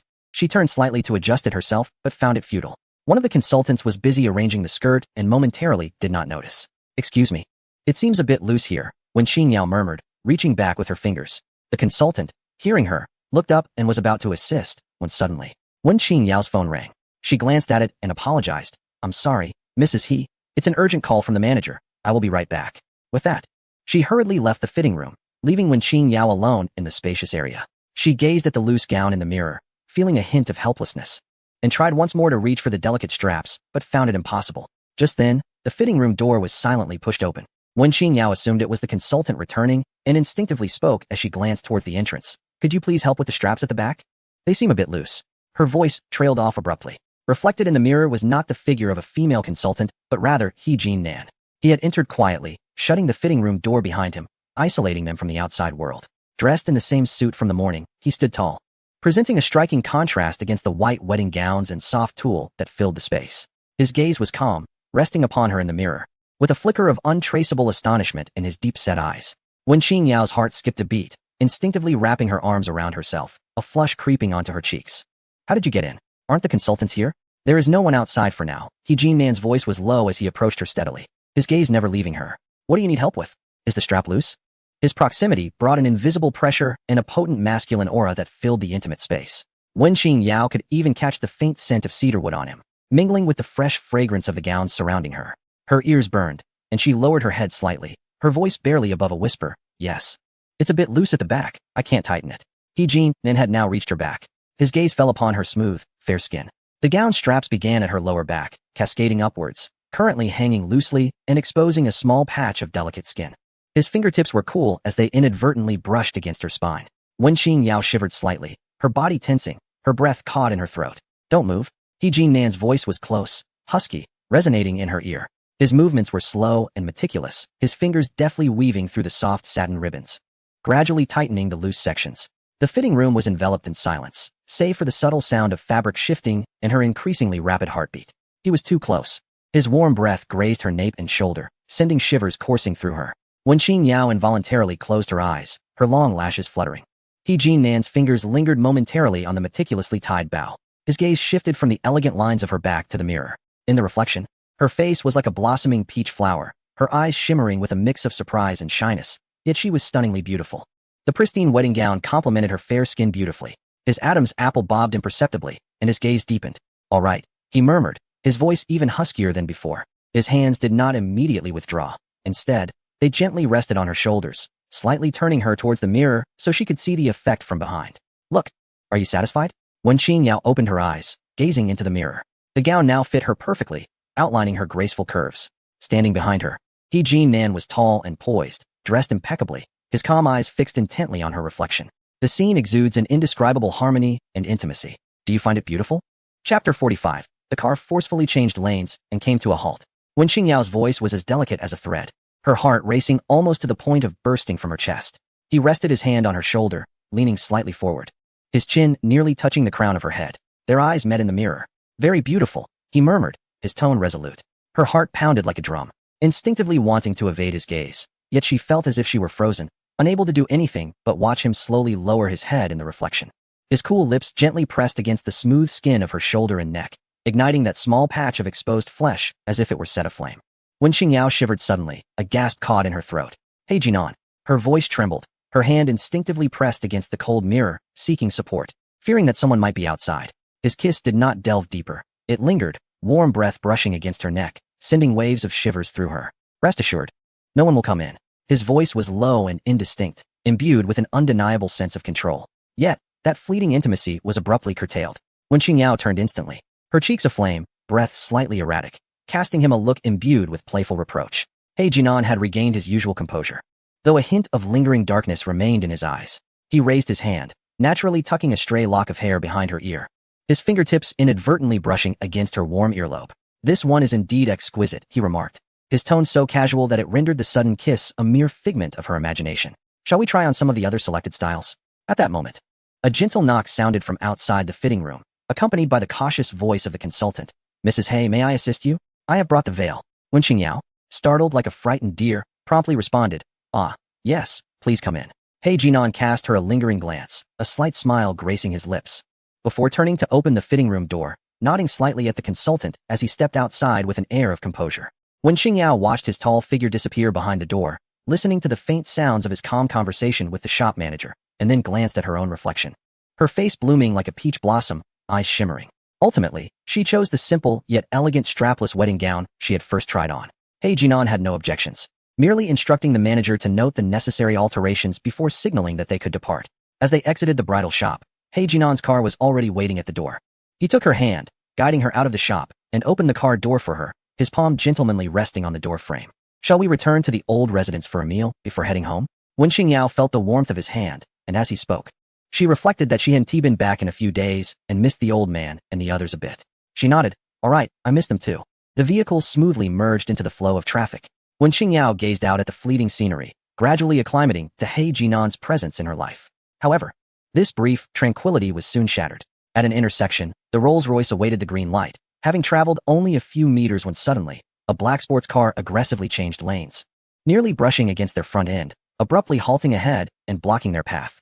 The driver, caught off guard, slammed on the brakes, causing the occupants to lurch forward due to inertia. He Jinan reacted swiftly, extending his arm protectively in front of Wen Qingyao, ensuring her safety. "What is happening?" He Jinan's brow furrowed, his tone instantly turning cold and displeased. The driver, drenched in cold sweat, hurriedly explained, "Mr. He, that car suddenly forced its way in front of us." Before he could finish, the door of the sports car swung open violently. A tall, striking man emerged and strode towards them. He wore a simple black top and trousers, his handsome features exuding an unshakable coldness, his gaze sharp as a blade, fixated intently on the direction of the Rolls-Royce's back seat. Upon recognizing the man, Wen Qingyao's breath hitched. It was Gu Yanqi. He had been following her since she left the school gate. Upon hearing she was getting married, he wanted to see who her husband was. He watched her enter the bridal shop, followed closely by He Jinan. His heart twisted in anguish, still unwilling to believe that the man marrying her was He Jinan.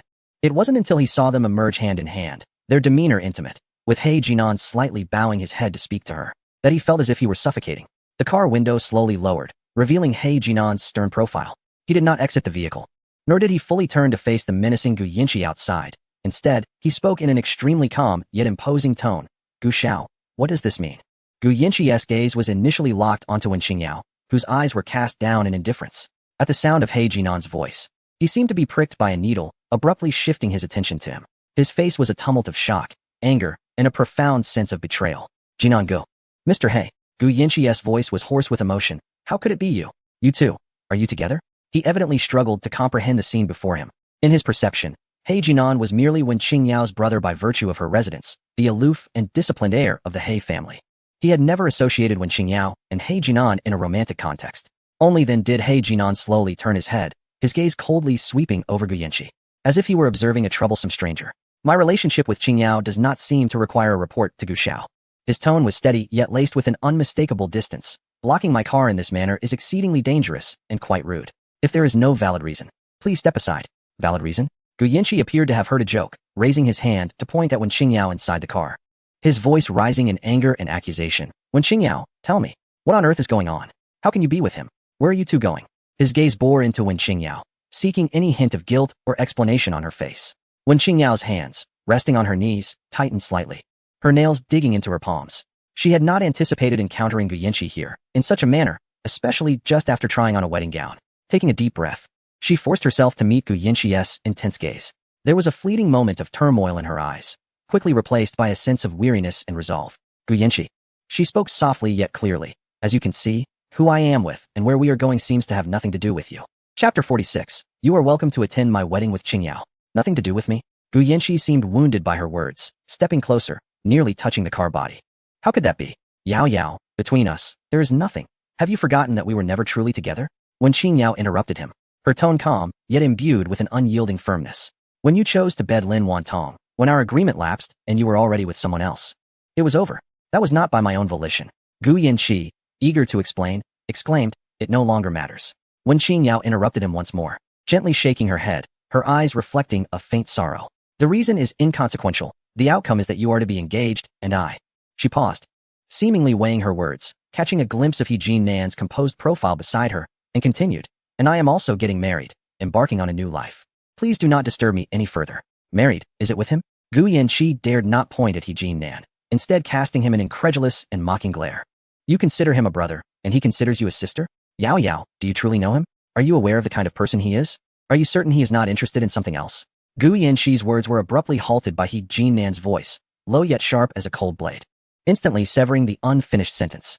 He slowly opened the car door and stepped out. He Jinan, of similar stature to Gu Yanqi, exuded a steady aura from his long-standing position, and the chill radiating from him swiftly dampened Gu Yanqi's outward fury. Standing by the car, he adjusted his cuffs with an elegance that carried an invisible weight of authority. Mind your words. He Jinan's gaze was piercing, aimed directly at Gu Yanqi. Yao Yao is my wife. I will not allow anyone, in any manner, to tarnish her or our relationship, including you. Wife? The term fell upon Gu Yanqi's heart like a heavy hammer, causing him to stagger back, his face drained of color. In shock, he turned to Wenqing Yao inside the car, then back to He Jinan. Are you truly married? He Jinan's expression remained composed, meeting Gu Yanqi's nearly shattered gaze with an unwavering calm that spoke of ownership. He did not answer directly, but rather turned slowly, retrieving a dark red hardbound book from the car's storage compartment. It was a silent declaration. The vivid red was striking. Gu Yanqi's pupils constricted suddenly, as if his breath had halted at that moment. He Jinan's long fingers grasped the marriage certificate, not fully unfurling it, but allowing the cover bearing the national emblem and the words marriage certificate to come clearly into Gu Yanqi's view, lingering just long enough for him to see. Then, he slowly opened to the inner pages, revealing a photograph of the couple. In the image, Wenqing Yao wore a pristine white shirt, her hair gently tucked behind her ear, a subtle yet genuine smile gracing her lips as she leaned against the shoulder of the man beside her. He Jinan stood next to her, ever composed, his gaze reflecting the unique focus and gentleness captured in the moment. Their poses were intimate and natural, set against a backdrop of festive red. Below the photograph were their names side by side, accompanied by a clear registration date, black and white, with a prominent seal. Everything silently proclaimed its legality and authenticity. Have you seen clearly? He Jinan's steady voice broke the silence that enveloped them. He closed the marriage certificate with care, returning it to its rightful place as if it were a treasured possession. Gu Yanqi stood frozen, his face pale with shock. All his previous anger, questioning, and unwillingness had been shattered by that small red book, leaving only a void of confusion and acute pain. His lips moved several times, yet no sound emerged. He Jinan regarded him with calm intensity, continuing in a tone that bore an undeniable formal invitation, yet felt like salt poured into Gu Yanqi's wounds. On the 16th of next month, Yao Yao and I will be wed. He paused, his gaze sweeping over Gu Yanqi's disheveled state, maintaining a polite steadiness, but each word struck like a hammer. You are welcome to attend, Gu Shao. This pronouncement rang like a final verdict, tolling the death knell for all that Gu Yanqi and Wenqing Yao had shared. Now, Mr. Gu, please step aside immediately. Otherwise, I would not hesitate to inform the traffic police about your reckless driving and malicious obstruction. I believe the Gu family would prefer to avoid any further negative publicity. He Jinan's words were succinct yet precisely targeted at Gu Yanqi's vulnerability. The impending union of the Gu and Lin families was at a critical juncture. Any upheaval could have repercussions. Gu Yanqi's complexion shifted through various shades, his fists clenched, veins protruding from the back of his hands. He glared at He Jinan, then reluctantly cast his gaze towards the car interior where Wenqing Yao had turned her head away from him. The surrounding air seemed to freeze. The cars behind them began to honk impatiently.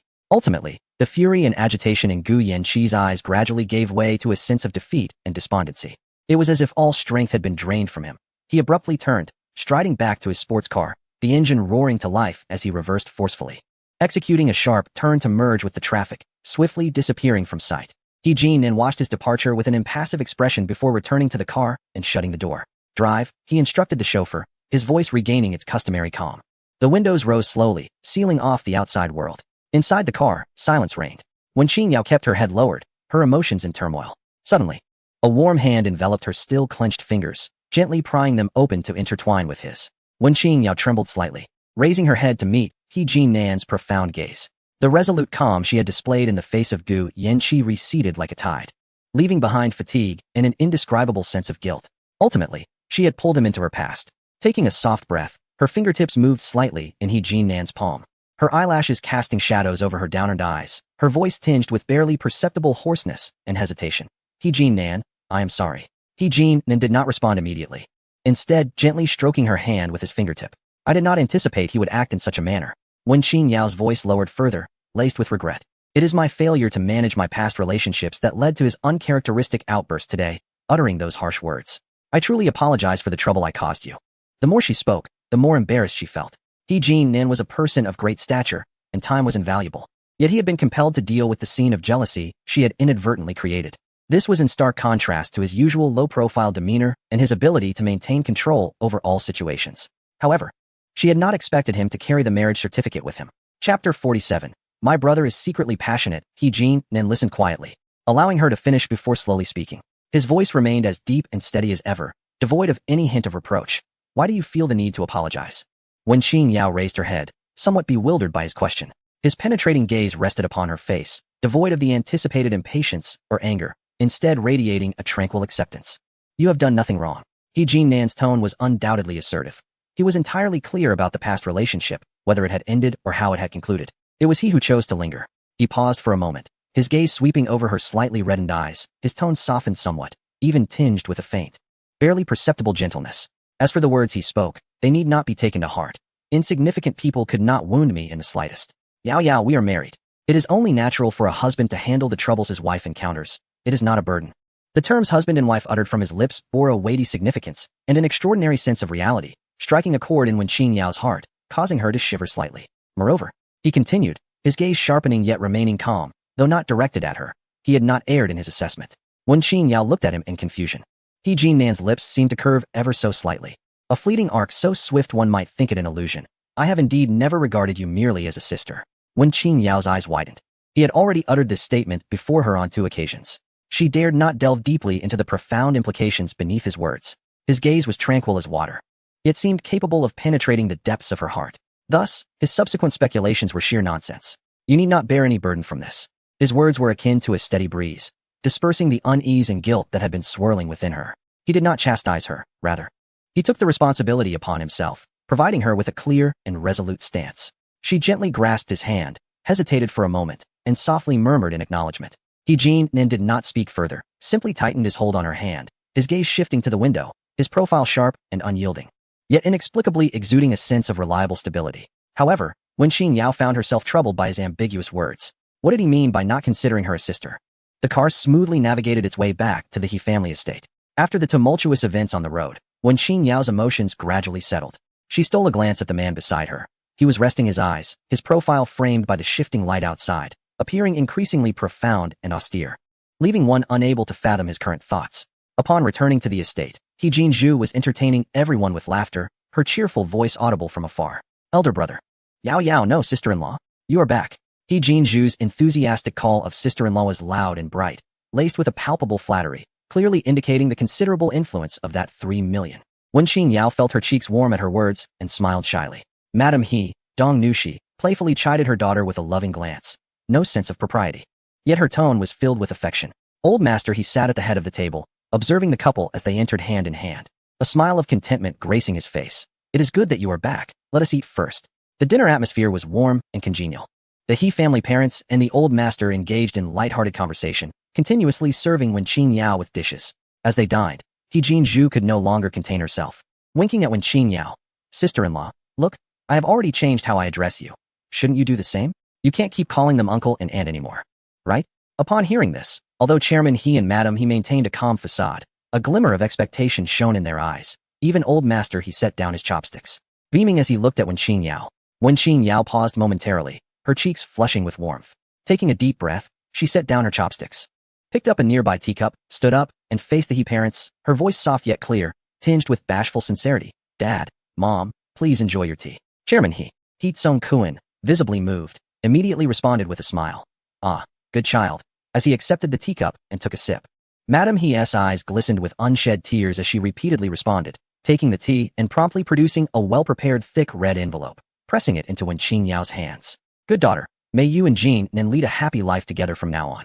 Dong Yixian grasped her hand, her voice choked yet filled with joy. Thank you, Mom.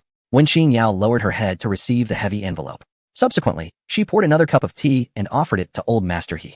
Grandpa, please enjoy your tea. Good, good, good.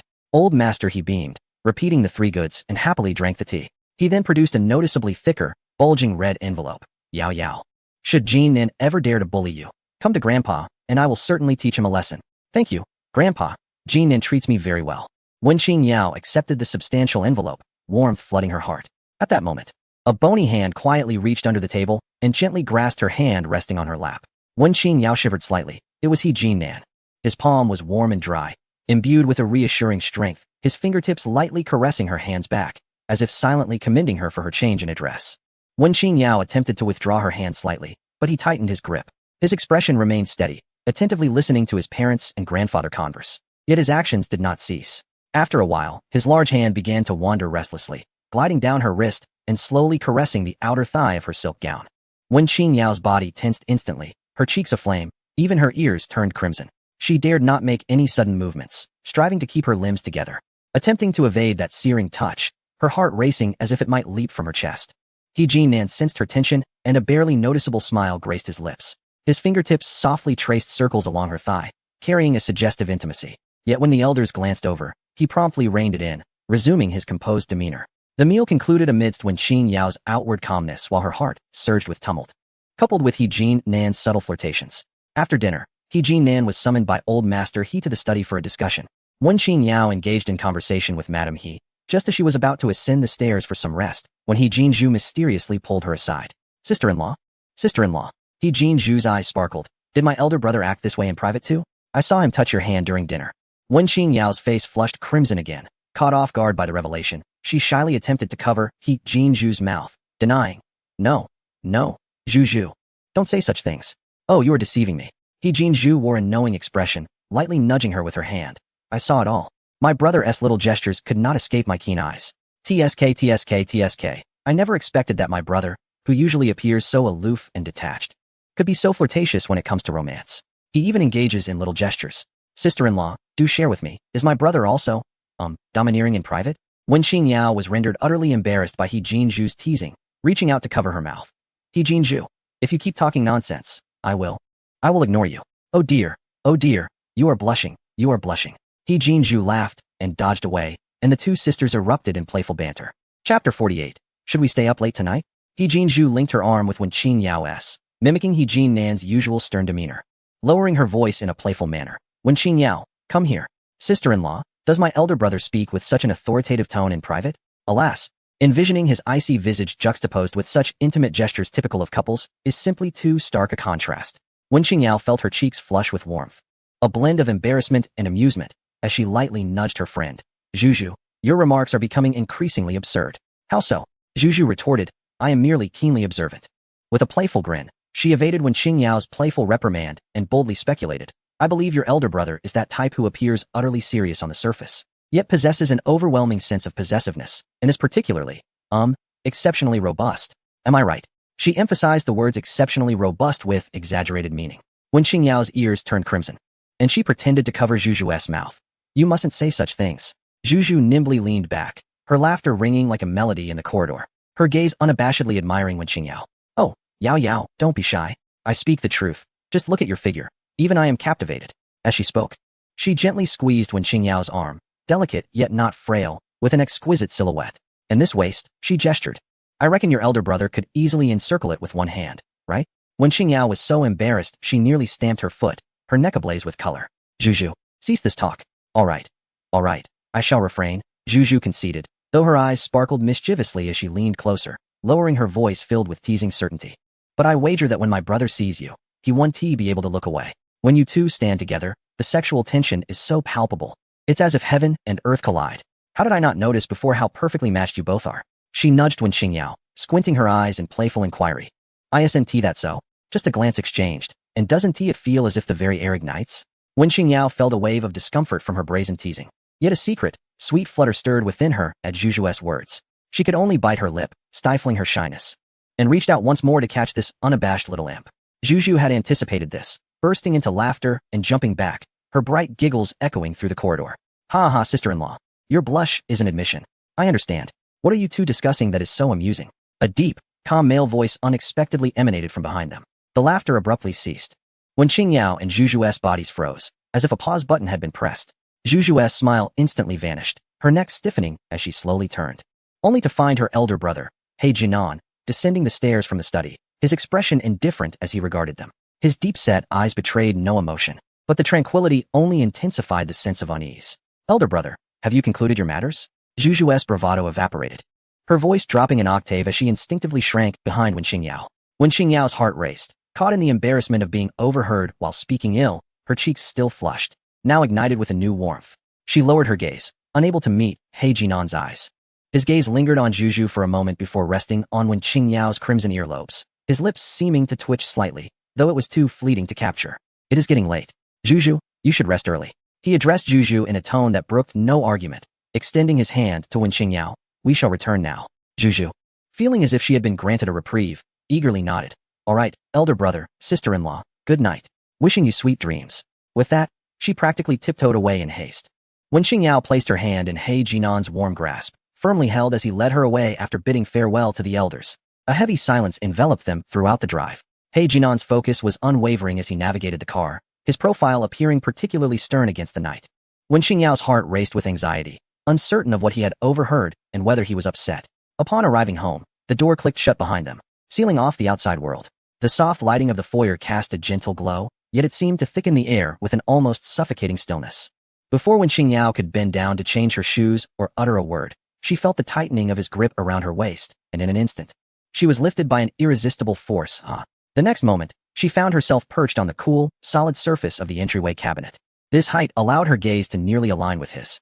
She looked up, meeting He Jinan's penetrating gaze, his deep-set eyes appearing particularly shadowy under the lights, resembling a bottomless abyss that absorbed all light, calm yet teeming with unspoken currents. When Qingyao's voice trembled, her cheeks aflame, her eyes glistening with allure, what are you doing? He stood between her legs, his arms propped on either side of her, effectively enclosing her within this confined space. His crisp scent mingled with the coolness of the night, enveloping her entirely. When Qingyao's heart raced erratically, her hands instinctively bracing against the cabinet. What were you discussing with Juju? He inquired, his voice deep and steady, devoid of discernible emotion, as if it were a mere casual question. When Qingyao's gaze flickered, unable to meet his, her voice barely audible. And no, nothing much. Just some playful banter among girls. Playful banter? He Jinan echoed, his tone slightly rising with a hint of amusement. He leaned closer, his warm breath almost grazing her lips. Complimenting my handsomeness, reliability, and being an unparalleled gentleman? His gaze fell upon her earlobes, nearly crimson, the delicate skin blindingly pale. When Qingyao nearly shut her eyes, why yes. A barely perceptible smile passed through his eyes, yet his tone remained neutral. And what else?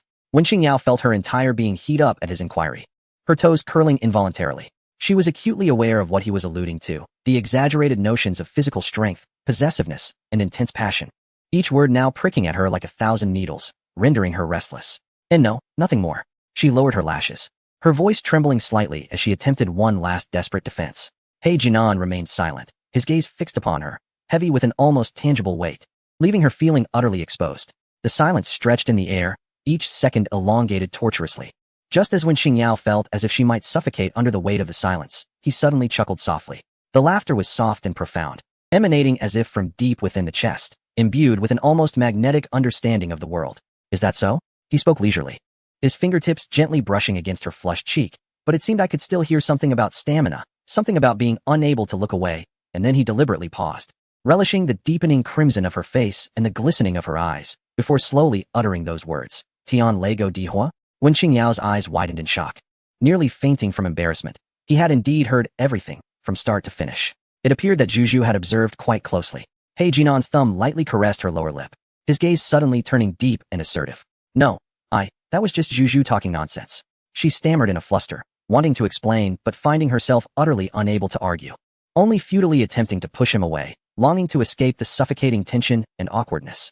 Yet, He Jinan remained unwavering, instead pressing closer, utilizing her resistance to draw her nearer. The intensity in his eyes grew ever more profound, tearing away the facade of calm composure he usually maintained, revealing an inner nature that was fiercely assertive. Nonsense. He chuckled softly, the sound reverberating in his chest, reaching her palm. So, you think something is amiss?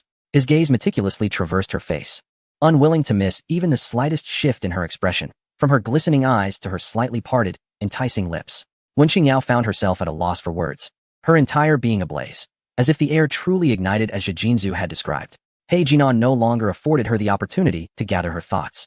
Since we have mentioned my stamina, it seems necessary for me to verify it personally, lest you harbor any unfounded misconceptions about me. As soon as he finished speaking, the arm encircling her waist tightened abruptly, while the other hand cradled the back of her head, and a kiss descended heavily upon her. This kiss, imbued with an undeniable forcefulness, instantly robbed Wen Qingyao of all breath and rational thought. Amidst their mingled lips, his dominating essence enveloped her, accompanied by a low, indistinct whisper that slipped away between them. Shall we stay up late tonight? Let my wife personally verify if my endurance has improved since before. Chapter 49. Are you tired? The following morning, when Xingyao awoke feeling languid and sore, the space beside her already cool and empty, save for a faint, crisp scent that belonged to He Jinan. Recalling the events of the previous night, her cheeks flushed anew. That man had demonstrated, in the most direct manner, that He Jinzu's conjectures were not just accurate, but perhaps even exceeded expectations. She lazily rose, washed up, and enjoyed the breakfast prepared by the aunt. Feeling her strength gradually return, she had her own plans for the morning. Although still a junior in college, with her coursework not overly demanding, she managed her own social media account, sharing piano performances, musical knowledge, and occasional snippets of her daily life. Her elegant demeanor and exceptional piano skills had garnered her a considerable following. Today, she intended to record a brief segment of Debussy's Clair de Lune. The recording process went smoothly, and after a bit of editing, she uploaded the video to her platform. It wasn't long before the comments section came alive. Yao Yao plays with such feeling. It's as if she's glowing. What a celestial being. Every time I hear the blogger play, the world feels serene and beautiful. The blogger's hands are simply stunning. What a treat for hand enthusiasts. Reading the heartfelt comments from her fans, when Xingyao couldn't help but smile. At that moment, she noticed a comment that had garnered significant attention. The blogger looks so gentle. I wonder if she has a boyfriend? Doge, there were several supportive replies beneath it. When Xingyao stared at the comment, momentarily lost in thought. Her relationship with He Jinan was not public knowledge.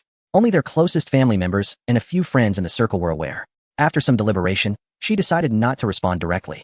Yet a peculiar urge to share stirred within her. She picked up her phone and opened the familiar chat with the note He Jinan. Before yesterday, their conversation had mostly consisted of succinct schedules and essential inquiries. Her fingers hovered over the screen for a moment before she typed and sent a message. What are you doing?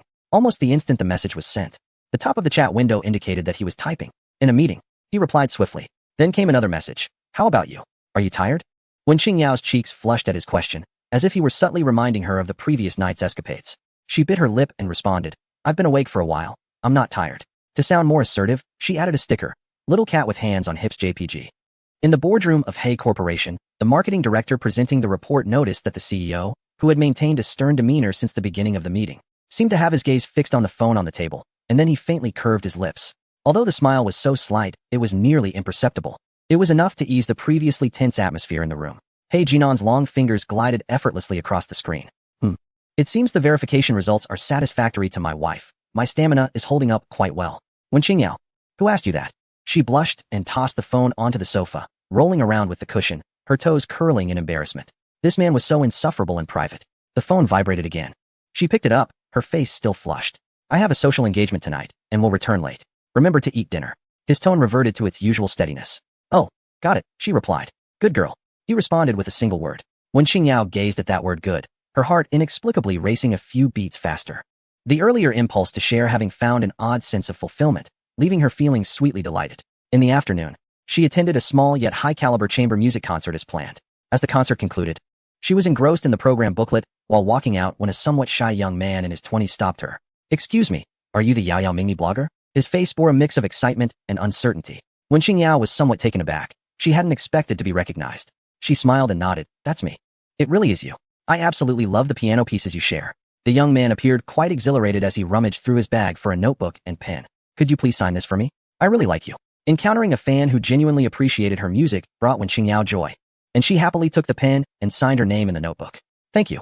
I will always support you. The young man treasured the signed note as if it were a precious prize, then mustered the courage to ask, can we take a photo together? Of course. When Xingyao replied amiably. After the photo was taken, the young man thanked her once more and left, brimming with excitement. This little episode left Wen Xingyao in high spirits. As she stepped out of the concert hall, the evening breeze brushed against her cheeks, carrying a refreshing chill. She took out her phone, instinctively wishing to share the small incident of being recognized by a fan with He Jinan, but upon recalling that he might be occupied, she tucked her phone away. Just as Wen Xingyao placed her phone back in her bag, her fingertips still tinged with the desire to share, it vibrated unexpectedly. 3 words danced across the screen. He Jinan. She paused momentarily, instinctively glancing around before answering the call, her voice carrying a hint of barely perceptible anticipation. Hello? From the other end came his deep and familiar voice, the background tranquil, suggesting he was not amidst the usual noisy social engagements. Has the concert ended? He inquired, his tone as casual, as if confirming a fixed appointment. Yes, just stepped out, Wen Xingyao replied. Her mind somewhat puzzled. How did he manage to call precisely at this moment? Raising her gaze, she followed his concise directive. Her eyes swept over the dispersing crowd. then settled on a figure not far away. The streetlights had already flickered to life, casting a soft, golden glow. He Jin-nan stood beneath that halo of light, clad in an impeccably tailored dark suit, over which he wore a long coat of the same hue. His tall, poised figure stood in stark contrast to the leisurely crowd. Yet he exuded an allure that drew the eye. One hand held his phone to his ear, while the other languidly rested in his coat pocket. His penetrating gaze cutting through the throng, locking onto her as she stood there, quietly observing him. In that fleeting moment of eye contact, Wen Qingyao felt her heart skip a beat. How could he be here? Wasn't he supposed to be tied up with social obligations? Clutching her phone, she found her feet moving toward him almost of their own accord. He Jin-nan similarly ended the call and strode toward her. Within moments, they converged amidst the flowing crowd. What brings you here? Wen Qingyao tilted her face upward to meet his gaze, the evening breeze tousling the loose strands of hair by her cheeks, her eyes sparkling. He Jin-nan did not respond immediately. His eyes lingered on her face before naturally extending his hand to envelop her slightly cool fingers in his warm, dry palm. I happened to finish some business nearby and thought I would come by to take you home, he stated, his tone calm, as if it were merely an ordinary coincidence. Yet the warmth radiating from his palms steadily dispelled the chill from her fingertips, seemingly soothing the unvoiced yearning to share that lingered in her heart. Wen Qingyao responded with a soft "oh," allowing him to hold her hand, the sweet sensation within her blossoming anew, even more intense than before. She noticed he held a small hand warmer in his other hand, its white, velvety exterior radiating warmth. He Jin-nan effortlessly slipped it into her free hand. Hold it, he commanded, his tone leaving no room for refusal. The hand warmer was perfectly heated, instantly transmitting warmth to her palm, spreading comfort up her arm. Enveloped in warmth from both sides, Wen Qingyao felt the evening breeze no longer biting. She could not help but smile, her heart brimming with a delightful fullness. After walking a few steps, a playful thought crossed her mind, and she gently shook the hand he held, tilting her head to ask, "Is your hand warmer, or your hand warmer?" He Jin-nan, without pausing in his stride, cast her a sidelong glance. The streetlight cast fragmented shadows in his deep-set eyes, obscuring his emotions, yet the corners of his lips seemed to twitch ever so slightly. He did not answer directly, but instead made a gesture, loosening his grip on her hand. Wen Qingyao felt the sudden emptiness in her palm, the warmth from his body abruptly vanishing, allowing the evening chill to rush in. However, the next moment, he gently covered her hand, holding the warmer with his newly freed, equally warm hand, enveloping her fingers and the warmer snugly in his palm. This was almost an embrace of her hand, intimate and possessive. He leaned slightly closer, his warm breath brushing against her ear as he spoke in a low tone. "Now, can you tell which is warmer?" His warmth seeped through her skin, layering upon the heat of the hand warmer, assertively declaring its presence. Sending a shiver through Wen Qingyao, her cheeks flushing instantly. How could she determine? Clearly, his warmth was more intense. Wen Qingyao felt her heart race from his unexpected gesture. The heat layering on her hand seemed to carry an electric current, surging deep within her. She instinctively attempted to retract her hand, but he tightened his grip. "I can't tell," she murmured softly, her ears flushing as if they might bleed. Attempting to divert the topic. "Why are your hands always so warm? Even in the evening, it makes me feel weak all over." He Jin-nan continued to guide her toward the parking area, his profile sharp beneath the streetlight, his tone carrying an air of nonchalance. "Good health makes for a warm body." Wen Qingyao could not help but retort softly.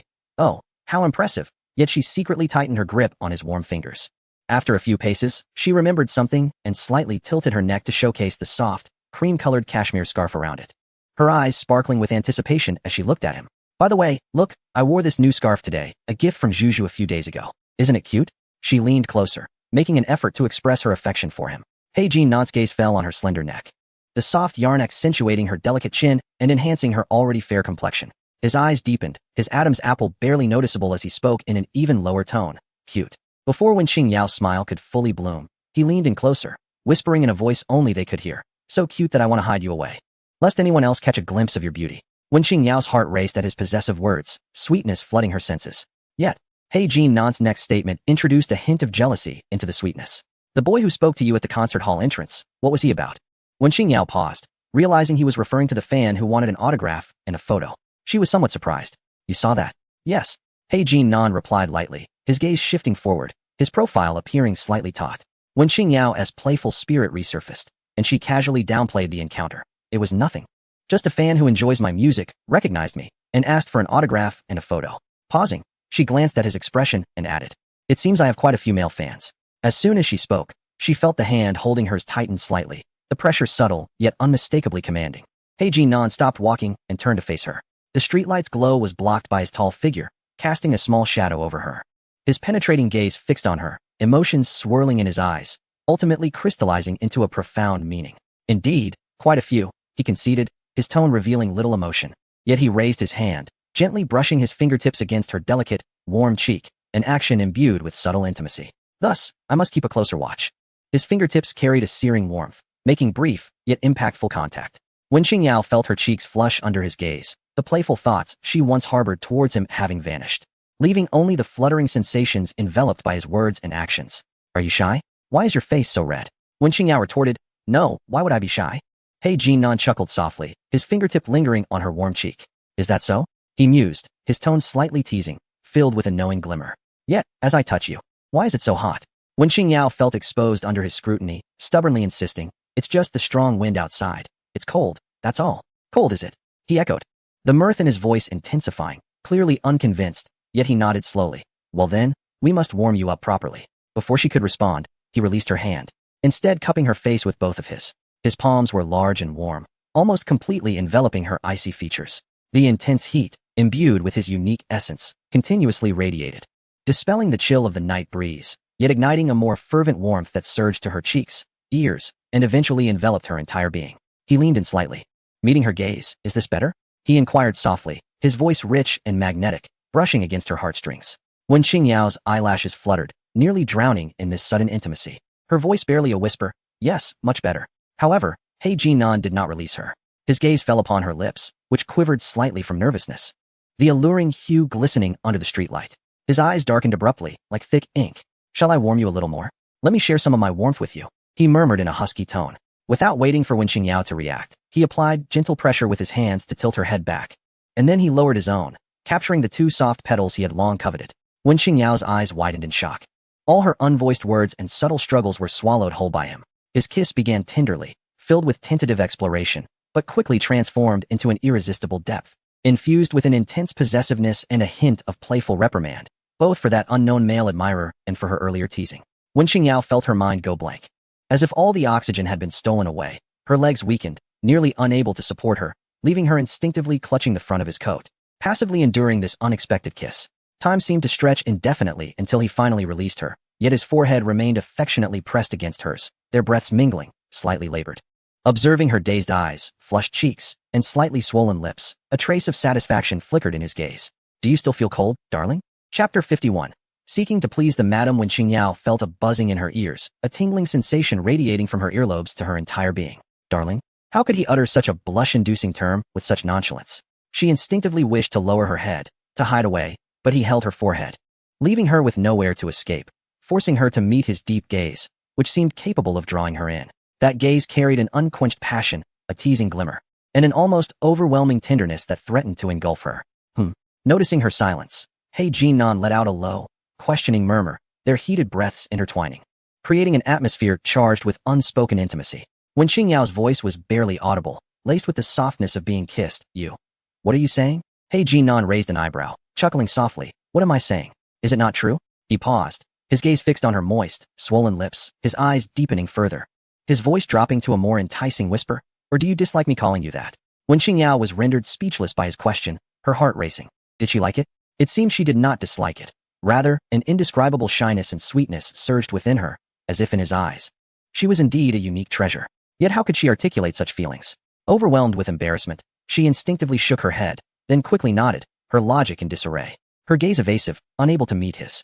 He Jinan observed her flustered demeanor, nearly radiating steam, and chuckled softly, the sound resonating in his chest, clearly amused. He refrained from pressing further. It seems you do like it, he concluded confidently. I do not. When Qingyao weakly protested, her voice lacking conviction, sounding almost like a pout. He Jinan nodded with an air of calm assurance. All right, you do not. His expression, one of knowing yet indulgent tolerance, only served to heighten Wen Qingyao's embarrassment, prompting her to gently thump his chest in frustration. The gesture was akin to a mere tickle for him. He seized her wrist, enveloping her small hand in his warm grasp. Come, darling, it is time to head home. He effortlessly employed that endearing term once more, leading her towards the car. When Qingyao followed behind him, half a step away, gazing at his tall, upright figure. The evening breeze caressed her, yet she felt a warmth enveloping her, a smile on her lips that could not be suppressed. She tightened her grip on his hand. Indeed, it seemed she quite enjoyed it. He Jinan opened the car door for her, shielding her head as she settled into the passenger seat. As she bent down, her eyes fell upon a bouquet resting on the seat. Not a grandiose arrangement, but a delicate bunch, wrapped in soft, milky white matte paper, and ribbons of the same hue. Inside were blooming pink and white roses, their petal edges tinged with a faint blush, resembling a young maiden's shy cheeks, tender and dewy, elegant and gentle, exuding a refined fragrance. Wen Qingyao's eyes instantly lit up, turning to him in surprise. What is this? He Jinan leaned against the car door, observing the unabashed delight on her face. His own eyes sparkling with pleasure, yet his tone remained casual. I saw it on the way and thought you would like it. Wen Qingyao gingerly picked up the bouquet.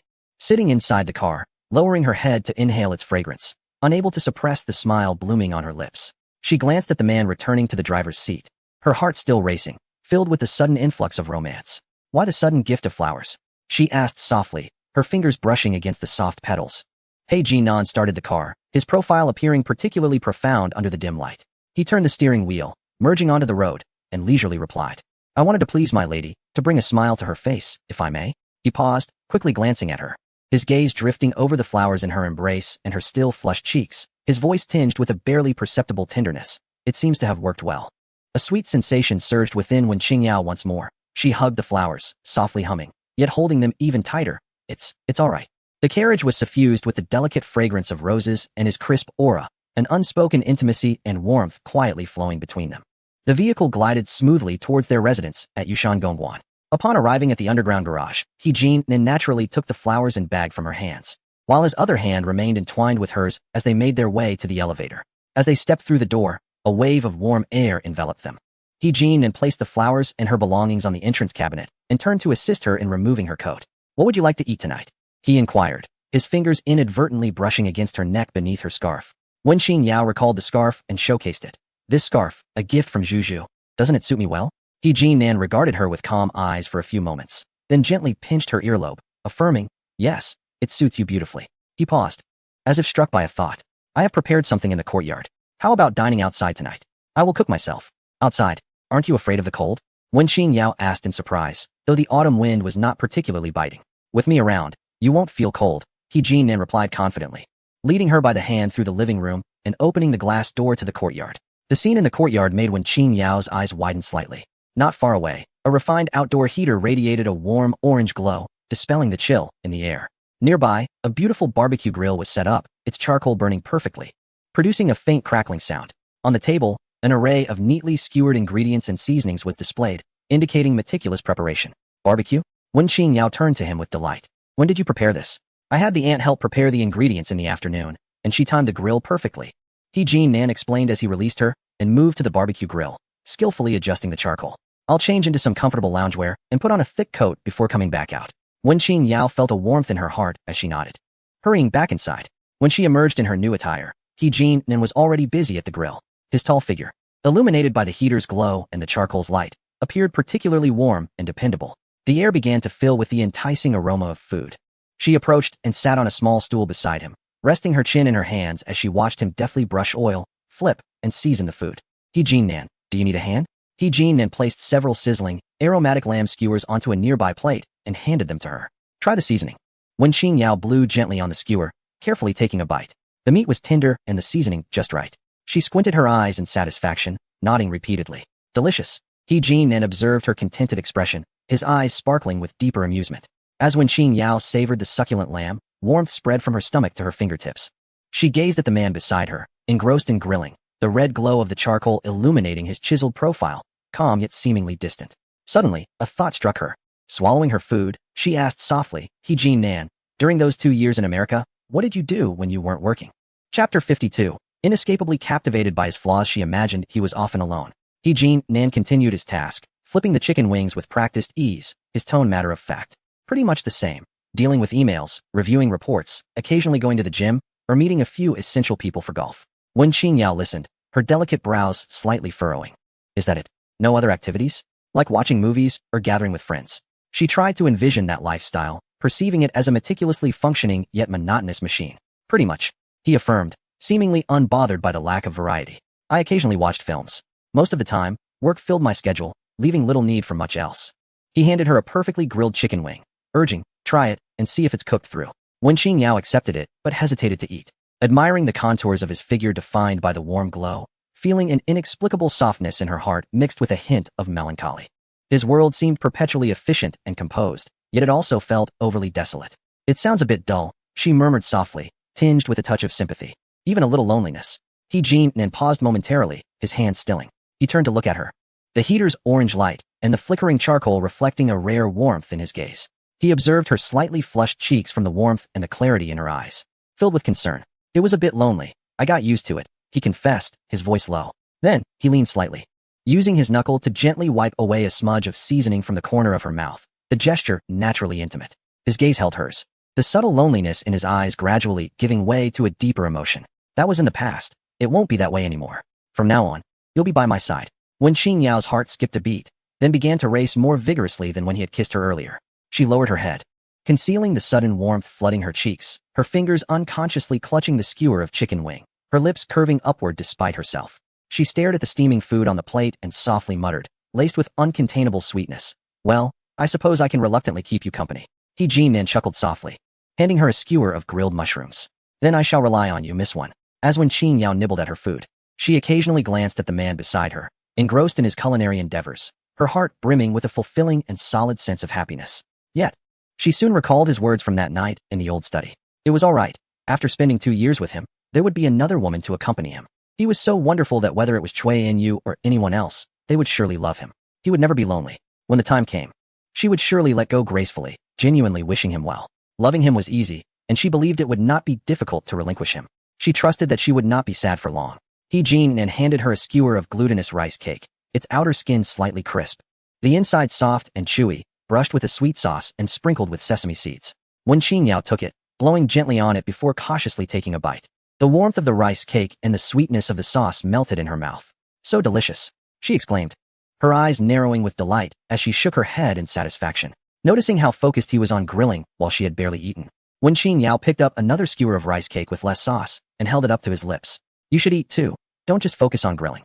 He Jin Nan, while flipping the meat skewers, naturally leaned down and took a generous bite from the skewer she had just nibbled. Wen Qingyao froze for a moment, staring at the skewer that was now noticeably shorter, her cheeks warming. Hey, that was the one I bit. You should eat this one. It's just right. He Jin Nan chewed leisurely, a teasing glint in his eyes as he looked at her. What? Are you disgusted by me? Not at all, Wen Qingyao retorted softly, her gaze fixed on the rice cake in her hand, her heart inexplicably racing even faster. She nibbled delicately, feeling that the rice cake was perhaps sweeter than usual. After finishing the barbecue and sipping on some warm drinks, Wen Qingyao felt a warm sensation enveloping her entire body, to the point where she felt a bit too full to move. She gently rubbed her belly, softly lamenting, oh no, after eating so much tonight, I will definitely gain weight. It's all your fault for feeding me so much. He Jinan, who was tidying up the grill, paused at her words and approached her. He looked down at her from his height, his gaze sweeping over her, before suddenly bending down.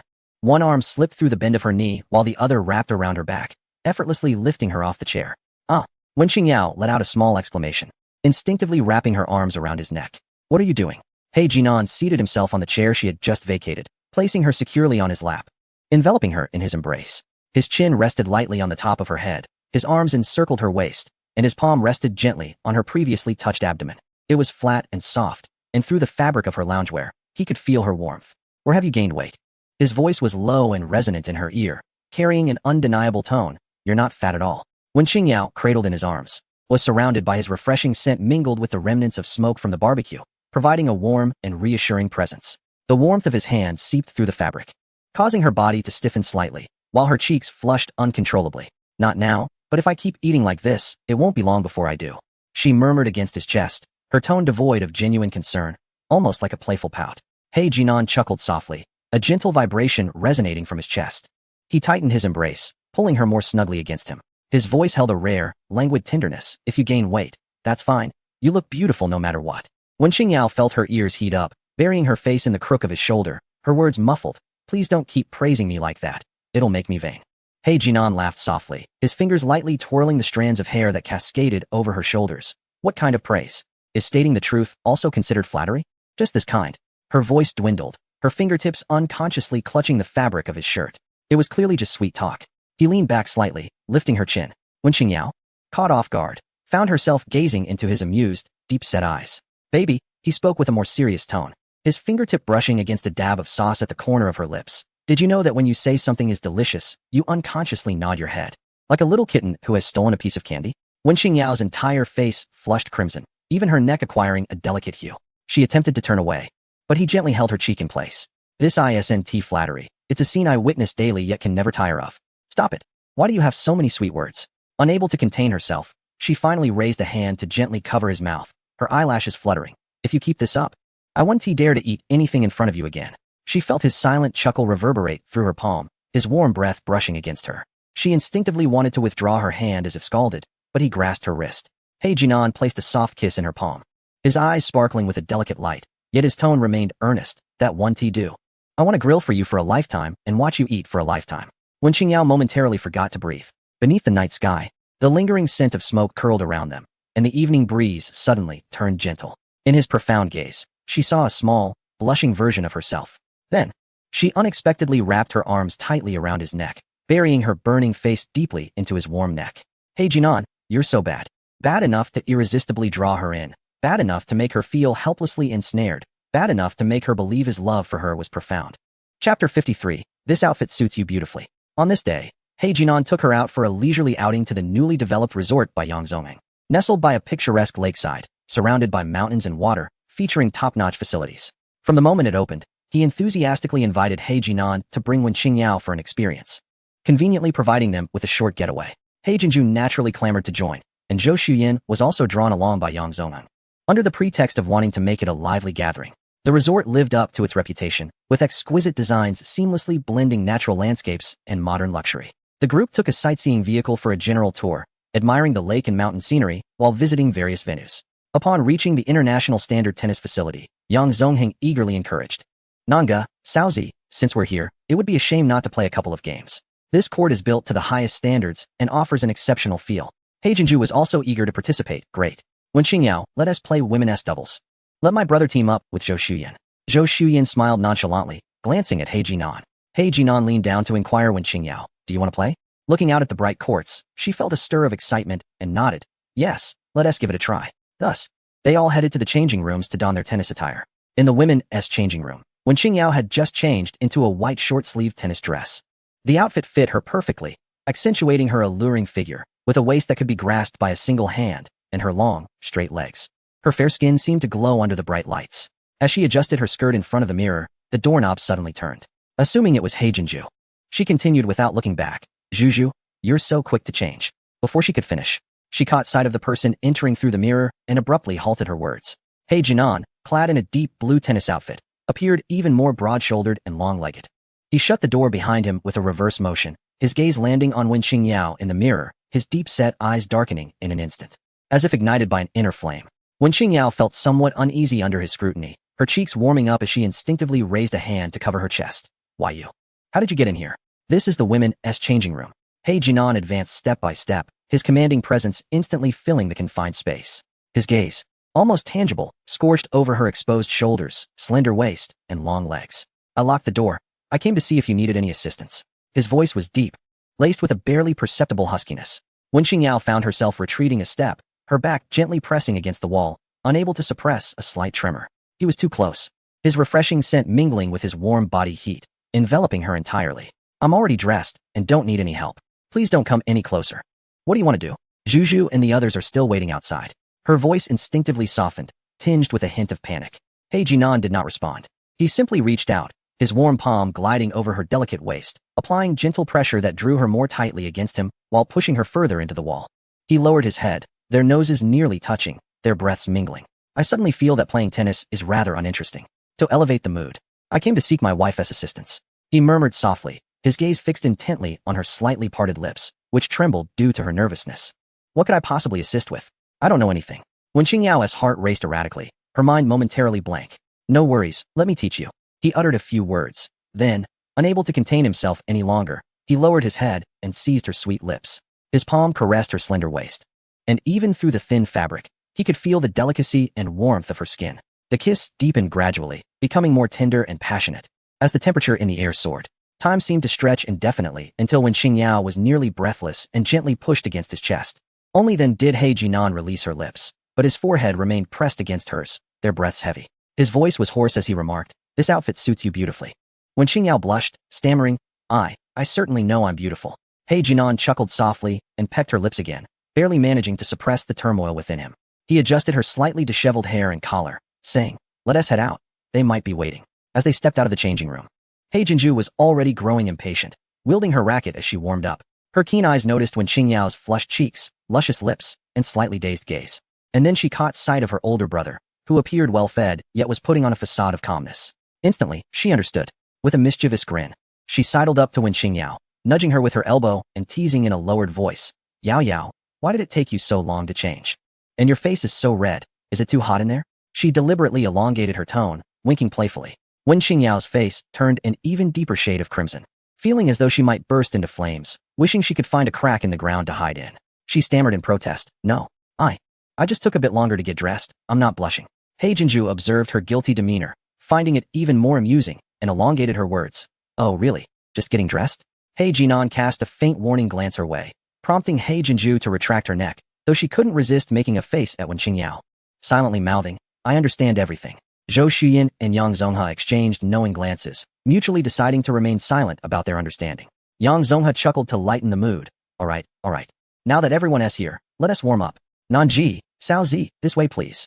He Jinan naturally took Wen Qingyao's hand, walking toward the court with an air of composure.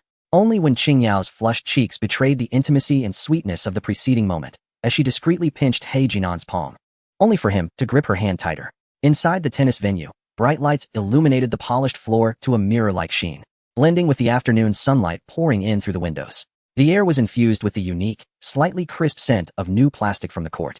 Yang Zonghe, unable to contain his excitement, was already performing exaggerated stretching movements at the side of the court. He Jinju, brimming with energy, waved her racket and called out to Zhou Xuyin, Zhuyanji, don't hold back just because I'm cute. Zhou Xuyin adjusted his gold-rimmed glasses, smiling elegantly. I'll do my best, Zhu. He Jinan retrieved a moderately weighted racket with a larger face from a nearby ball basket and handed it to Wen Qingyao. Try this. It's suitable for beginners and has a high margin for error. His tone had returned to its usual steadiness. Wen Qingyao accepted the racket and nodded. Taking a deep breath, she attempted to suppress her shyness and fluttering heart. The team assignments were obvious. He Jinan naturally paired with Wen Qingyao, while He Jinju teamed up with Zhou Xuyin. Yang Zonghe volunteered to act as both referee and coach, wandering along the sidelines. Cao Zi, let us warm up a bit first to find your rhythm, Yang Zonghe called from the sidelines. Chapter 54. My wonderful wife. He Jinan positioned himself behind Wen Qingyao, maintaining a comfortable closeness that would not make her uneasy. Come, let me first teach you the basic grip. His voice was deep and patient, resonating in her ear. He reached out, gently encircling her with his hand, guiding her on how to hold the racket and adjust the position of her grip. His instructions were clear and concise, devoid of any impatience. Wen Qingyao followed his guidance, occasionally making minor errors, which He Jinan would gently correct by tapping her fingers with his own. His touch was polite and restrained, yet it always stirred ripples in the depths of her heart. Very good, just like that, he encouraged. Now, try swinging the racket and feel the shift in your center of gravity. Wen Qingyao attempted to swing the racket, her movements somewhat awkward. Yet, her memories floated back to a similar scene from the past, where the sun was even harsher, and the person behind her was Gu Yanqi. At that time, he had also taught her how to grip the racket, but his tone was far from He Jinan's calmness. If she made even the slightest mistake, his brows would furrow, and his voice would be laced with suppressed frustration. Why are you so clumsy? Your center of gravity. I told you to keep it low. Is it so hard to follow my lead? The more anxious she became, the more mistakes she made, resulting in his increasing impatience. On one occasion, he had even flung her hand away and coldly remarked, practice on your own. It's like playing music to a cow. In the end, during a match against another pair of friends, they lost. Gu Yanqi had worn a sullen expression and hadn't spoken to her for the rest of the day, as if all the blame lay with her few errant returns. Yao Yao? He Jinan's gentle voice pulled her from her unpleasant memories. Wen Qingyao snapped back to reality, a fleeting shadow of melancholy passing through her eyes, which she quickly masked with an apologetic smile. I'm fine, I just zoned out for a moment. He Jinan's deep gaze lingered on her face for a second, as if sensing something, but he did not press further. Instead, he kindly said, no rush. We'll take our time. The most important thing in tennis is to relax and enjoy. His words felt like a warm breeze, gently dispelling the lingering gloom in her heart. The warm-up concluded, and the match commenced. He Jinju and Zhou Xuyin served first. He Jinju's initial serve was directed toward Wen Qingyao, not overly forceful, but the angle was tricky. Wen Qingyao felt a wave of nervousness, hurriedly moving to position herself. But her swing was a fraction too late, resulting in the ball softly colliding with the net. Oh dear, He Jinju exclaimed in disappointment, quickly following up with a cheerful, Yao Yao, it's alright, try again. Wen Qingyao's face flushed slightly as she instinctively glanced at He Jinan beside her. If it had been Gu Yanqi, he would likely have cast a disapproving glare or sighed with an air of knowing frustration. But He Jinan did not. He simply stepped forward, gently patted her arm. and spoke in a calm, even approving tone. Your judgment of direction was spot on, and your footwork kept up. You just hit the ball a moment too early. Next time, wait for it to drop a bit more, and you'll feel better. That was great. His affirmation was sincere and natural, devoid of any hint of insincerity. When Qingyao blinked in surprise, her earlier apprehension swiftly replaced by a strange, warm sensation. She nodded vigorously. It was her turn to serve. Her toss was somewhat stiff, and she struck the ball too forcefully the first time, sending it sailing out of bounds. Out, Yang Zhonghe called. When Qingyao felt a wave of embarrassment wash over her. No worries, He Jinnan's voice resonated once more. Unbeknownst to her, he had approached the service line, observing her intently. Toss the ball a bit steadier. Don't rush the power. Let your body drive your arm rather than relying solely on your wrist. One more time, you can do it. His gaze was calm and infused with unwavering trust, as though he believed she could undoubtedly succeed. This unconditional faith was something Wen Qingyao had never received from Gu Yanqi. Gu Yanqi's patience was always predicated on her need to learn quickly. Wen Qingyao took a deep breath and tossed the ball again. This time, she earnestly recalled He Jinnan's words and controlled her movements. The ball barely cleared the net. Though it lacked power and had a shallow landing, it was, at last, a success. Good shot, He Jinnan immediately affirmed. Swiftly moving to return the ball hit by Zhou Suyin with effortless precision, directing it sharply to He Jinju's opposite side, scoring directly. 15-15. Yang Zongheng announced the score. As He Jinnan returned to his position, he passed by Wen Qingyao and whispered quickly, "You did wonderfully. Your serve created an opportunity for us." Suddenly, her heart raced, not from anxiety but from a delightful sense of recognition and inclusion under his protective wing. The match continued. With Wen Qingyao's technique still rusty, mistakes were inevitable.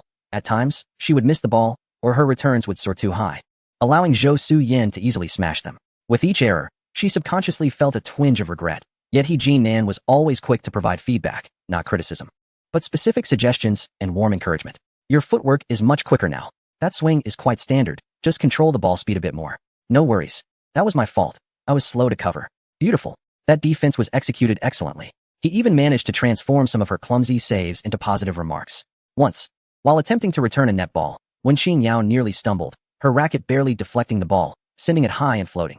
He Jinnan swiftly adjusted his position, executing an elegant backhand slice, sending the light ball gracefully over the net and landing it within bounds. Well played, he said with a smile, as if that precarious return was a masterful assist. Wen Qingyao couldn't help but laugh, beads of sweat trickling down her temples. Her cheeks flushed with the healthy glow of exertion and excitement, replacing the earlier bashfulness from the locker room with a refreshing sense of liberation. She began to relax, no longer fearing mistakes, focusing more on running and striking the ball itself, even daring to attempt bolder swings. He Jinnan noticed her subtle changes, the mirth in his eyes deepening. He effortlessly covered most of the court, not only perfectly compensating for Wen Qingyao's gaps, but also cleverly feeding her opportunities in easy-to-hit positions, allowing her to relish the joy of striking the ball. His strength was not meant to overshadow her weaknesses, but rather formed the bedrock of protecting and guiding her confidence. Beside them, He Jinju watched in astonishment and, seizing a moment while retrieving the ball, whispered to Zhou Suyin, "Suyin Go, did you see that? My brother seems like a different person when playing with me. If I didn't perform well, he wouldn't say a word, but his gaze could freeze you. Now, he is so patient with Yao Yao, like teaching a child." Zhou Suyin smiled as he observed the increasingly harmonious collaboration between the two and replied softly, "Your brother has merely found someone worthy of his gentleness." His gaze flickered over to Wen Qingyao's noticeably brighter and lighter smile, and added, "And look at your sister-in-law. She's learning quickly and seems very happy, doesn't she?" He Jinju glanced over and nodded in agreement. Indeed, Yao Yao looks stunning when she smiles, much happier than when she was with that scoundrel Gu Yanqi. The moment the words escaped her lips, she realized her faux pas and silently stuck out her tongue. Zhou Suyin chuckled knowingly, choosing not to press the matter further. The outcome of the match was never in doubt. He Jinnan and Wen Qingyao ultimately emerged victorious. Although heavily reliant on He Jinnan's formidable skills, Wen Qingyao indeed executed several remarkable shots in the latter half of the game. As the match concluded, Wen Qingyao breathed heavily, her hair damp with sweat, sticking to her smooth forehead, yet her eyes sparkled with the exhilaration and joy of physical activity. It had been a long time since she had engaged in such invigorating exercise, and more importantly, she had never garnered so much positive feedback and pure delight from a sport. He Jinnan handed her a bottle of water and a clean white towel. His gaze gentle. "You played excellently. Are you tired?" Wen Qingyao accepted the water, tilting her head back for a few sips, shook her head, and beamed, "Not tired. It was so much fun." Her smile was pure and radiant. He Jinnan gazed at her smile, the depths of his eyes deepening slightly, the corners of his lips curving into a barely perceptible smile. "Next time, I will accompany you again." Chapter 55. I want to see you. He Jin Zhu was vociferously calling for a rematch when a subtle commotion broke out at the entrance of the venue. The group turned towards the sound to see a pair of figures approaching side by side. The man was none other than Gu Yanqi, whose expression was far from pleasant. Beside him, affectionately linking arms with him, was a young woman clad in the latest Chanel sports ensemble, her makeup exquisitely applied, Lin Wantong. He Jin Zhu's smile vanished instantly, rolling her eyes and openly murmuring her discontent to Zhou Suyin. What bad luck. Why do we keep running into her? Jin Nangu, Jin Zhu Jia, what a coincidence. Lin Wantong seemingly disregarded He Jin Zhu's displeasure, greeting them with a beaming smile, her voice saccharine sweet. Her gaze brightened notably upon meeting He Jin Nan's, and only then did she feign surprise upon noticing Wen Qingyao. Oh, Miss Wen is also here. Oh, my memory fails me. I should now call you sister-in-law, right? Congratulations. While her words expressed congratulations, her eyes betrayed insincerity, revealing a hint of covert scrutiny and disdain. Her gaze flicked between Wen Qingyao and He Jin Nan before settling once more on Gu Yanqi's top profile, tightening her grip on his arm as if to assert her claim. Since entering, Gu Yanqi's gaze had been fixed firmly on Wen Qingyao. Observing her flushed cheeks from exertion, her sparkling eyes, and the natural intimacy between her and He Jin Nan, his fists clenched quietly at his sides. Hearing Lin Wantong refer to her as sister-in-law only served to tighten his jaw further. Indeed, what a coincidence, He Jin Zhu replied nonchalantly, making no effort to conceal her irritation. He Jin Nan merely nodded slightly, his expression indifferent, acknowledging their presence before swiftly redirecting his attention back to Wen Qingyao, tidying the damp strands of hair from her forehead and softly asking, would you like to take a break? Wen Qingyao shook her head, faced with unexpected guests. Especially with Gu Yanqi and Lin Wantong appearing together, the lightness of her earlier mood dissipated, and she straightened her posture slightly. Gu Yanqi observed He Jin Nan's naturally considerate actions towards Wen Qingyao, feeling an unbearable sting in his eyes. Suddenly he spoke, his voice laced with a suppressed provocation. Mr. He, your tennis skills are commendable. Since we crossed paths, why not have a match? The moment those words left his lips, the atmosphere grew tense. Lin Wantong gently tugged at Gu Yanqi, coaxingly saying, Yanqi, weren't you just tired from shopping with me? Don't overexert yourself. He Jin Nan raised his gaze and looked calmly at Gu Yanqi, his eyes deep and inscrutable. He did not respond immediately. Instead, he glanced at Wen Qingyao and noticed a hint of concern in her eyes. He offered her a barely perceptible smile and gently asked, would you like me to play? Wen Qingyao met his gaze, which was fixed on her face, imbued with inquiry and a silent reassurance, as if he would comply with whatever she said. The tumult in her heart, stirred by the appearance of the two men, inexplicably settled under his gaze. Fleeting images of his agile form while playing earlier and the amused glint in his eyes when he scored, contrasted with the usually composed He Jin Nan, revealing a vibrant spirit. She did not wish for that brilliance to be dimmed by inconsequential individuals. Hence, she nodded lightly, her voice soft yet clear, I do. After a pause, she added, her eyes reflecting trust and a hint of anticipation, I want to see you play. A subtle smile graced He Jin Nan's lips as he raised his hand to tuck a stray lock of hair behind her ear, his fingertips warm. All right, he murmured. When he turned back to Gu Yanqi, the softness in He Jin Nan's expression had nearly vanished, replaced by his usual aloofness and composure. Though a sharper glint now sparkled in his eyes, his tone was unyielding yet calm. Since you are interested, Gu Xiao, shall we proceed? Singles. One game to determine the victor. How does that sound? Gu Yanqi fixed his gaze on him, determination evident.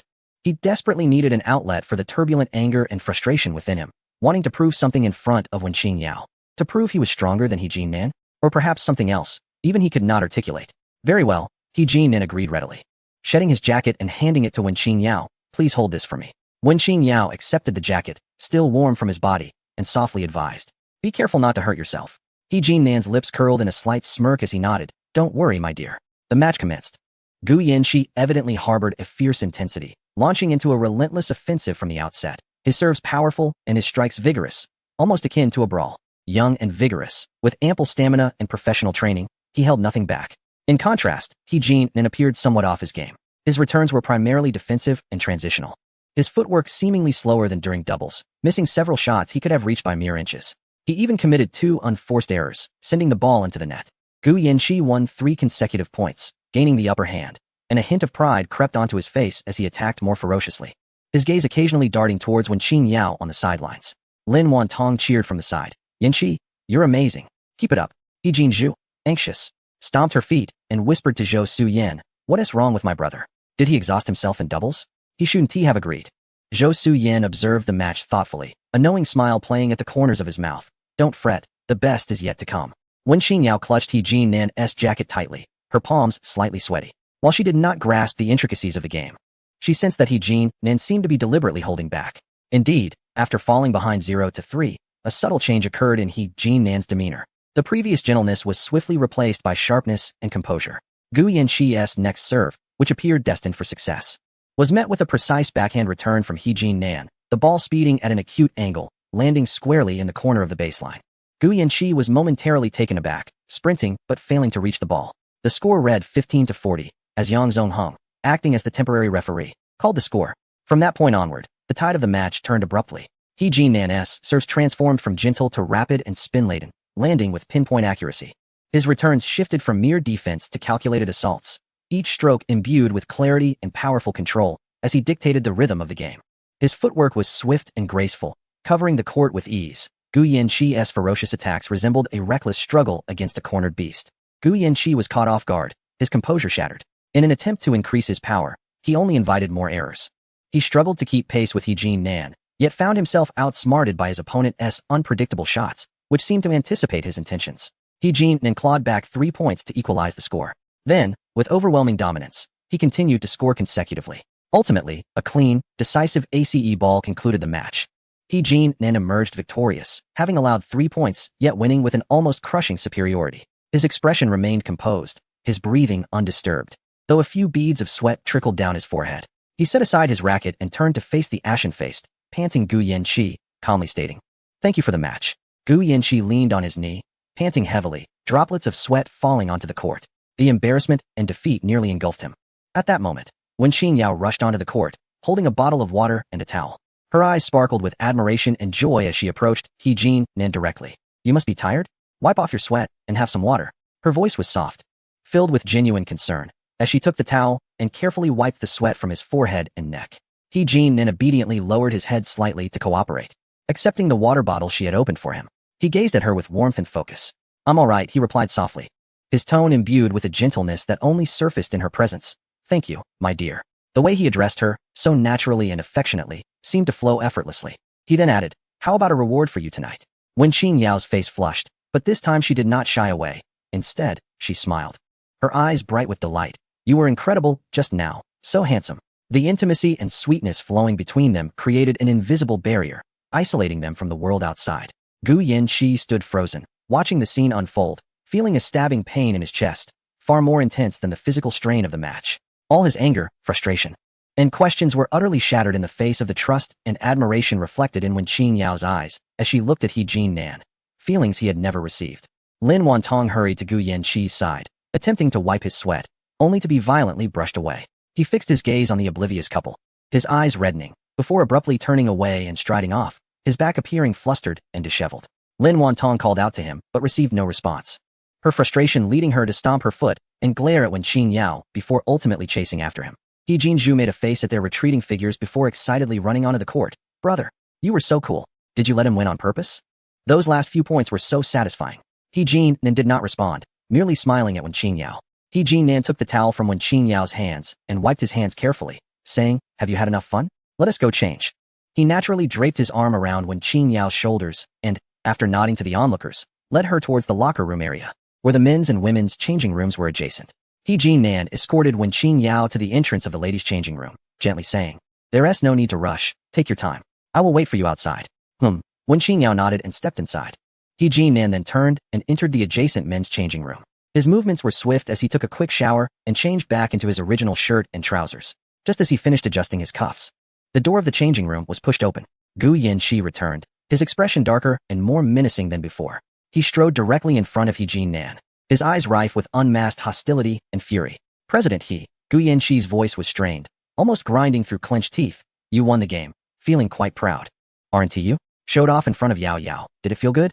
He Jin-nan leisurely fastened his watch, raising his gaze with a calm demeanor, even tinged with a hint of indifferent mockery. "Yao Yao is my wife. By virtue of our relationship, you should address her as sister-in-law. If you cannot handle losing, you should not have provoked me in the first place." "I cannot handle losing?" Gu Yanqi's voice rose sharply, as if a sensitive nerve had been struck.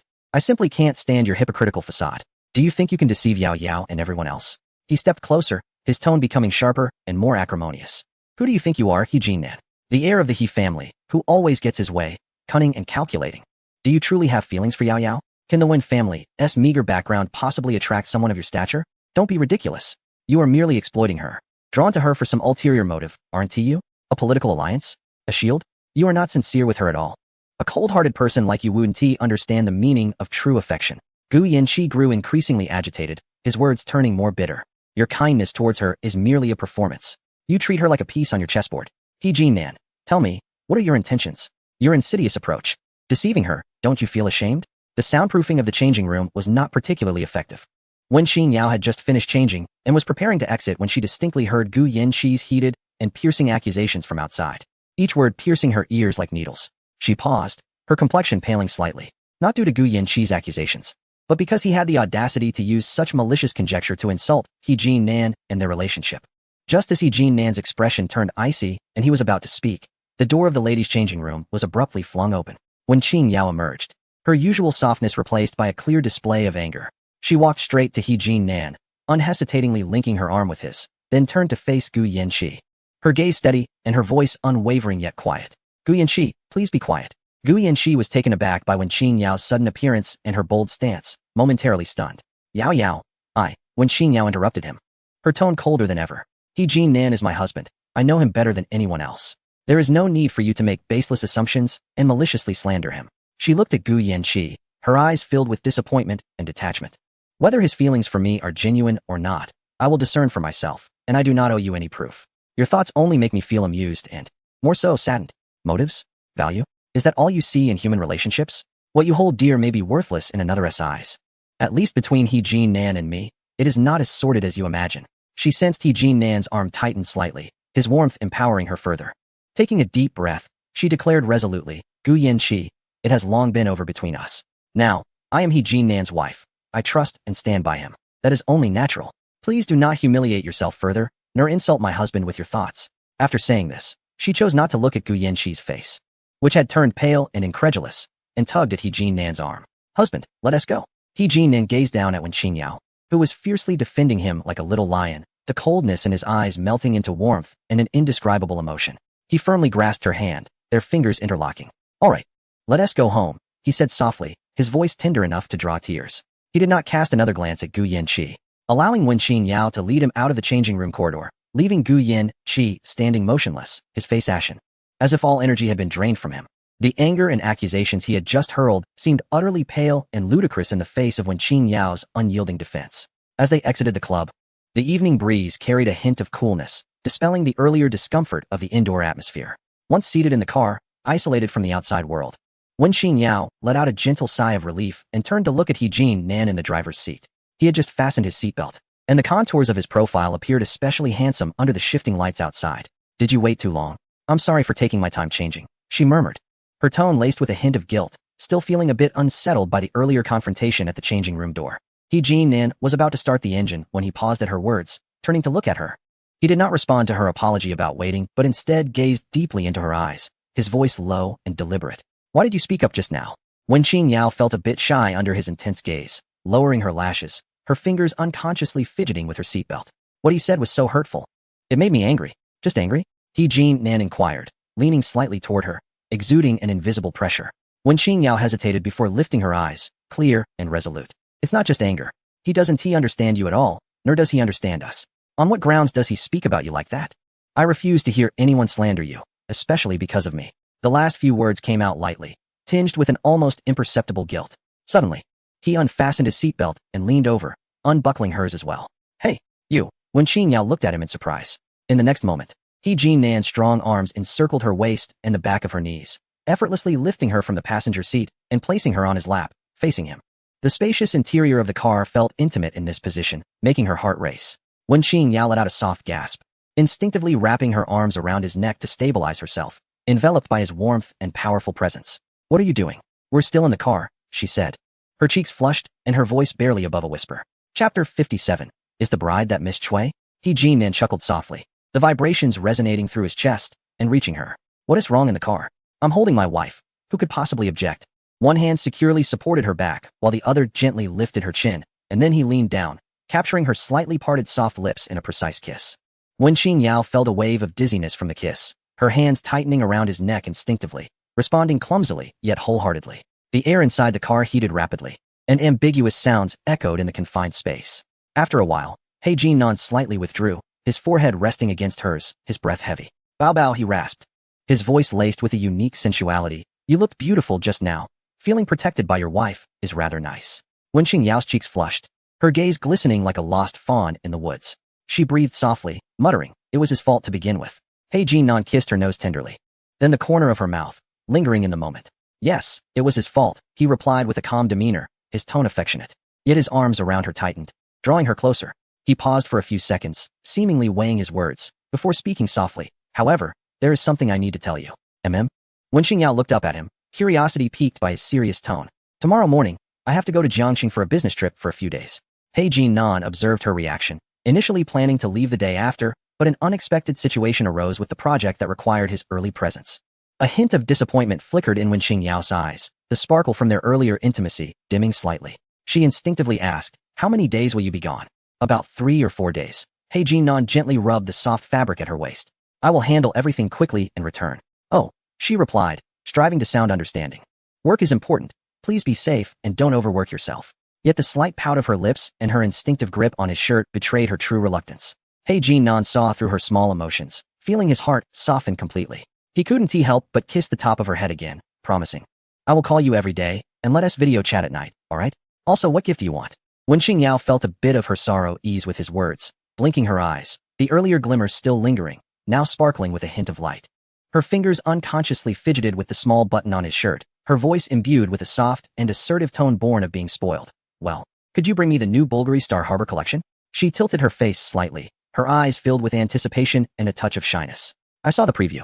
And the pendant of that necklace looks like a little star resting beautifully on the collarbone. He Jinan chuckled softly, a reassuring vibration echoing in his chest. Got it, he replied without hesitation, his fingertips tenderly caressing her delicate cheek. Is there anything else you desire? A bracelet? Earrings? Shall we complete the set?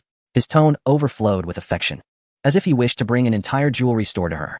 Wenqing Yao's cheeks flushed deeper under his gaze, her earlier resentment towards the impending separation wrapped in a sugary sweetness. She shook her head, then nodded, finally burying her hot face in his neck, her voice muffled. Just the necklace is fine, come back soon. He Jinan's heart swelled with her words, feeling both full and tender. Listening to my wife, I will return promptly. His kiss fell again, deeper and more lingering than before, infused with a sense of reluctance and a fierce possessiveness that came with their imminent separation. Wenqing Yao felt her body weaken under his kiss, surrendering to him, savoring the rhythm of his strong heartbeat and warm body. After a long while, he finally released her, his breath uneven, gently brushing his thumb over her slightly swollen lips, his voice hoarse. Be good at home and wait for me to return. Wenqing Yao replied softly, her fingers still clinging to his clothing. The next morning, He Jinan set off for the airport. When Wenqing Yao awoke, the space beside her was empty, leaving only a faint fragrance that made her heart feel hollow. Time seemed to slow down in his absence. Although He Jinan kept his promise, calling every day and making time for video chats at night, nothing could compare to the sense of security he provided when he was physically present. The following afternoon, He Jinan's sister, He Jinju, excitedly approached her sister-in-law. Will you accompany me to a party tonight? It's for Jiang Shi's young lady, Jiang Wei, who is celebrating her birthday. Many people from the circle will be there. It will be lively and will spare you from moping around at home thinking about my brother. Wenqing Yao initially intended to decline, but He Jinju's persistent persuasion, coupled with the realization that she had nothing else to do, led her to agree. The party was held at an upscale club, the lights dazzling and the music loud. The entrance of Wenqing Yao and He Jinju attracted considerable attention. Wenqing Yao's stunning beauty and graceful demeanor, combined with her status as Mrs. He, though not yet publicly acknowledged, sparked various speculations among the crowd as she walked closely with the He family's eldest daughter. As a few familiar friends gathered to chat, the topic inadvertently shifted to the recent sensational rumors circulating in their circle. Hey, have you heard? He Jinan seems to have gotten married. A girl in a sequined mini dress whispered conspiratorially. Is that true? I haven't heard anything. Absolutely true. It said that the old man of the family approved it, but it hasn't been publicly announced yet. I wonder which young lady is lucky enough to win over He Jinan, the Ice Mountain. Mr. He hasn't been seen with any women before. I heard he had a white moonlight in his heart. I think her surname was Tsue. Tsue and you, right? She seems to have gone abroad a long time ago. Yes. I've heard that too. It said that Mr. He has been avoiding women all these years waiting for Miss Tsue. Could it be that Miss Tsue has returned? As the conversation reached this point, the gazes of those present subtly drifted towards Wenqing Yao, who sat quietly beside He Jinju. Unable to contain their curiosity, someone jokingly asked, Qing Yao, you and Zhu are so close. And you often stay at the He residence. Do you have any insider information? Is it true that Mr. He is married? Is the bride really Miss Sue and Yu? Wen Qingyao's grip on her glass tightened slightly upon hearing that name spoken aloud, an involuntary pang of discomfort flooding her heart. She had thought she could remain calm and control her feelings for He Jin-nan. The bride was certainly not Sue and Yu. Before she could respond, He Jin-ju interjected, clearly displeased. She placed her glass on the table with a crisp sound. What nonsense are you talking about? Sue and Yu and Li and Yu are ancient history, mere rumors. My brother isn't waiting for anyone. He Jin-ju's clear voice, filled with unwavering defense, swiftly silenced the whispers. She shot a disapproving glance at the girl who mentioned Sue and Yu, her expression clearly displeased. The girl, caught off guard by the eldest daughter of the He family, quickly retreated with an awkward smile. Oh, Juju, don't be angry. We were just casually guessing. The topic was abruptly shifted by He Jin-ju to the latest fashion week, restoring the lively atmosphere as if the earlier awkwardness had never occurred. He Jin-ju noticed the subtle shift in Wen Qingyao's emotions and leaned in closer, gently nudging her shoulder. In a hushed, affectionate tone, she reassured, sister-in-law. Do not pay heed to their idle gossip. Are you not aware of my brother's character? His heart and mind are solely occupied by you. There is no room for anyone else. Those tales of an old flame are mere fabrications spun by outsiders, devoid of any truth. She clasped Wen Qingyao's arm with conviction. If my brother had any lingering feelings for that person, he would have acted on them long ago. He would never allow himself to suffer in silence. Just look at the way he gazes at you. It is as if he wishes to cradle you in his hands. Even after several days away on business, he keeps you updated, yearning for daily video calls. That is hardly indicative of a man with feelings for another. Wen Qingyao pressed her lips together, feeling the chill in her fingertips warm slightly under He Jin-ju's words. She was acutely aware of He Jin-nan's current affection for her. The meticulous care and possessiveness were unmistakable. Yet, the term old flame carried with it an unsettling significance, easily stirring her underlying insecurities. I understand, she replied softly, suppressing the barely perceptible bitterness in her tone. It was just surprising to hear that name. Surprising? That is all in the past. He Jin-ju waved her hand dismissively, adopting an unconcerned demeanor. My brother is now a married man, and he has gone to great lengths to announce to the world that you are his cherished treasure. Do not let your thoughts wander when he returns. Allow him to express his devotion to you personally. The teasing lilt in her final words finally coaxed a faint smile onto Wen Qingyao's lips. She nodded in response. That is the spirit, He Jin-ju exclaimed, her energy revitalized upon seeing Wen Qingyao smile. Come, let us drink. We are here for enjoyment. So do not let phantom worries dampen your spirits. Jiang Wei has some excellent wines hidden away. The party atmosphere remained raucous. Yet when Qingyao's heart felt as though it had been cast into a tranquil lake, the ripples were gradually settling, but the echoes lingered. He Jin-ju continued to observe her closely, making a concerted effort to lift her spirits by introducing her to new acquaintances and sampling the delicacies. In Jiangcheng, He Jin then concluded a lengthy business meeting, rubbing his temples, fatigue etched across his features, though a commanding coolness prevailed. He glanced at his wristwatch. The hour was still reasonable. Zhao he called to his assistant beside him. Take me to the Bulgari boutique. Understood, President He, Zhao promptly responded, instructing the driver to alter their route. Even while on a business trip, the boss was preoccupied with selecting a gift for his wife. Inside the store, He Jin had a clear objective, directly requesting the Star Harbor collection.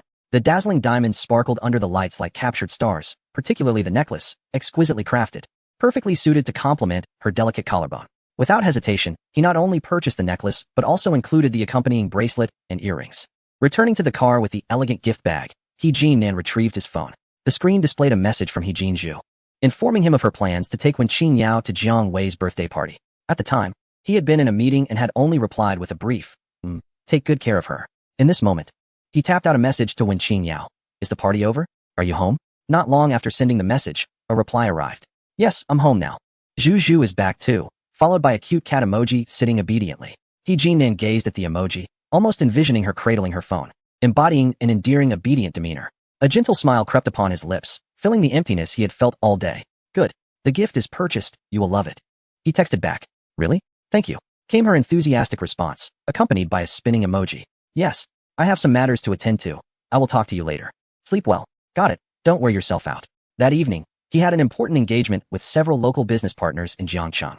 The car glided smoothly toward Zhuyuan Club. Upon arrival, as He Jin stepped out and adjusted his suit, preparing to enter the lobby, a luxurious van pulled up beside him. The door swung open, and an assistant emerged, followed by a stunning woman who descended with grace. She wore a meticulously tailored gown, her makeup flawless, exuding an aura of confidence. None other than Ing Ji-yu, the acclaimed actress recently celebrated for her international accolades. As she raised her eyes, her gaze collided with He Jin, who was poised to enter the club. The man stood tall, his tailored suit accentuating his broad shoulders and slim waist. His chiseled profile radiated an air of cold elegance, setting him apart from the crowd. Ing Ji-yu's eyes sparkled with intrigue, and her face blossomed into a captivating smile. Her voice a delightful surprise tinged with flirtation. President He? What a pleasant surprise to see you here. She hurried forward, attempting to bridge the gap between them, her intoxicating fragrance wafting through the air. He Jin and paused momentarily, casting her a fleeting glance, his expression cool and detached, as though she were merely a stranger passing by. He offered a slight nod in acknowledgement, devoid of any further gestures or pleasantries, before striding purposefully into the club, as if she were nothing more than an inconsequential breeze. Ing Ji-yu's smile faltered, her outstretched hand lingering awkwardly in the air. Watching He Jin-nan's indifferent back, she felt a wave of disbelief and frustration wash over her. She had long been aware of He Jin-nan's esteemed reputation and his formidable standing in the business world, and had sought an opportunity to connect, only to be met with such blatant disregard. Chapter 59. My love, I long for you since her debut. She had enjoyed a smooth ascent, especially after winning the Best Actress award, basking in the adulation of many. Never had she experienced such thorough neglect. The man had not even paused for a second in her presence. Her manager, Lan Jie, exited the vehicle and swiftly approached her, having witnessed the earlier exchange. Having navigated the industry for years, Lan Jie was adept at reading the room. She gently tugged at Ing Ji-yu's arm, whispering, Ji-yu, let it go for now. Let us head inside. It's too public here. Taking a deep breath, Ing Ji-yu endeavored to maintain her composure. With Lan Jie and her assistant by her side, she entered the club, though her expression was noticeably less radiant than before. They were escorted to their reserved private room, a considerable distance from where He Jin-nan was situated. Once inside the room, shielded from the outside world, Ing Ji-yu immediately shed her facade. Tossing her handbag onto the sofa, her voice laced with irritation. Who does he think he is? Does he believe he is above everyone else? Not even a word. Lan Jie waved her hand, signaling the assistant to wait outside, then closed the door before turning to facing Ji-yu. She sighed, her tone laced with a hint of resignation and warning. My little ancestor, you weren't thinking of approaching He Jin-nan just now, were you? What's wrong with just saying hello? Ing Ji retorted stubbornly, though her tone had softened. Perhaps there would be opportunities for collaboration in the future? Collaboration? With him? Sister Lan shook her head, lowering her voice. Do you know who he is? His commercial empire is worlds apart from our entertainment circle. But if he truly wanted to crush a project of ours, it would only take a word. You think he would even acknowledge you? If he ignores me, is it because I am not famous or beautiful enough? Ing Ji-yu, confident in her allure, felt her self-esteem take a severe blow from He Jin-nan's indifference. It has nothing to do with that. Sister Lan's expression grew serious. You've only just returned to the country, and there are old rumors in certain circles you might not be aware of. This Mr. He is notoriously uninterested in women, or rather, his affections are already claimed. What do you mean? Ing Ji furrowed her perfectly arched brows. He is married. Sister Lan leaned in closer and spoke even more quietly. And he is famously devoted to his wife. It is said that he protects her well, rarely letting her appear in public, and whenever he travels, he reports to her daily with gifts. Did you see how he kept a distance earlier? That is not an act. He treats all women that way, afraid that even a hint of scandal might lead his wife to misunderstand. Sister Lan recalled some rumors and continued. There have been female celebrities and socialites like you who tried to take advantage, but what happened? He has been known to show blatant disregard, and if he becomes annoyed, it could spell disaster for them. So those with a bit of sense in this circle know to keep their distance, admire from afar, but never encroach. As Ing Ji listened, her indignation gradually gave way to astonishment. She had not anticipated this. What is his wife's background? That is rather unclear. I have heard her family is quite respectable, but the specifics remain a mystery. It is known that Mr. He treasures her immensely. Sister Lan patted her shoulder. So let this matter go, do not take it to heart, and certainly do not inquire further. That Mr. He is not someone we can provoke, and more importantly, he has no interest in you. Remember, some people are best admired from a distance. Approaching them is courting disappointment. Ing Ji fell silent, recalling the cold, distant glance He Jin-nan had cast her way, perhaps even tinged with a hint of disdain, as if her proximity were an intrusion. A complex array of emotions surged within her, frustration, relief, and a touch of inexplicable envy. She waved her hand dismissively, feeling a bit disheartened. Understood, Sister Lan. Let us not mention him again. When will our people arrive? He Jin-nan's social engagements progressed swiftly. He had no intention of seeking revelry, his purpose clear. After finalizing collaboration details, he showed little inclination to linger. Naturally, those partners were aware of his demeanor and, noticing his lackluster interest, refrained from scheduling any additional activities. After the meal, they courteously escorted him out. Upon returning to his hotel suite, it was already deep into the night. He Jin-nan removed his tie and loosened the top 2 buttons of his shirt, revealing his well-defined collarbone. He picked up his phone and, without hesitation, dialed Wen Qin Yao for a video call. The phone rang twice before it was answered. The screen illuminated, revealing Wen Qin Yao's freshly bathed visage. Her long hair draped over her shoulders, droplets still clinging to the ends, her skin flushed lightly from the steam, and her clear eyes shimmered with a layer of moisture. Reminiscent of an innocent fawn unaware of the world, pure and endearing. She wore a silk nightgown, the neckline slightly open, hinting at her delicate collarbone and a small patch of smooth skin. He Nan's gaze deepened almost instantly. Through the screen, he seemed to catch a whiff of her sweet, soft fragrance, mingling with the scent of her body wash, silently teasing the taut nerves he had endured all day. Did you take a shower? His voice, deliberately lowered, held a hint of huskiness and unique magnetism. When Qin Yao nodded, drying her hair with a towel. Her eyes soft as she looked at him. Did you return to the hotel? Are you tired? I'm not tired when I see you. He Nan's gaze was fixed intently on the figure on the screen. Wife, I miss you so much. His words were direct and fervent, unashamedly laced with desire. When Qin Yao's cheeks flushed deeper, and she shyly averted her gaze, muttering softly, not proper.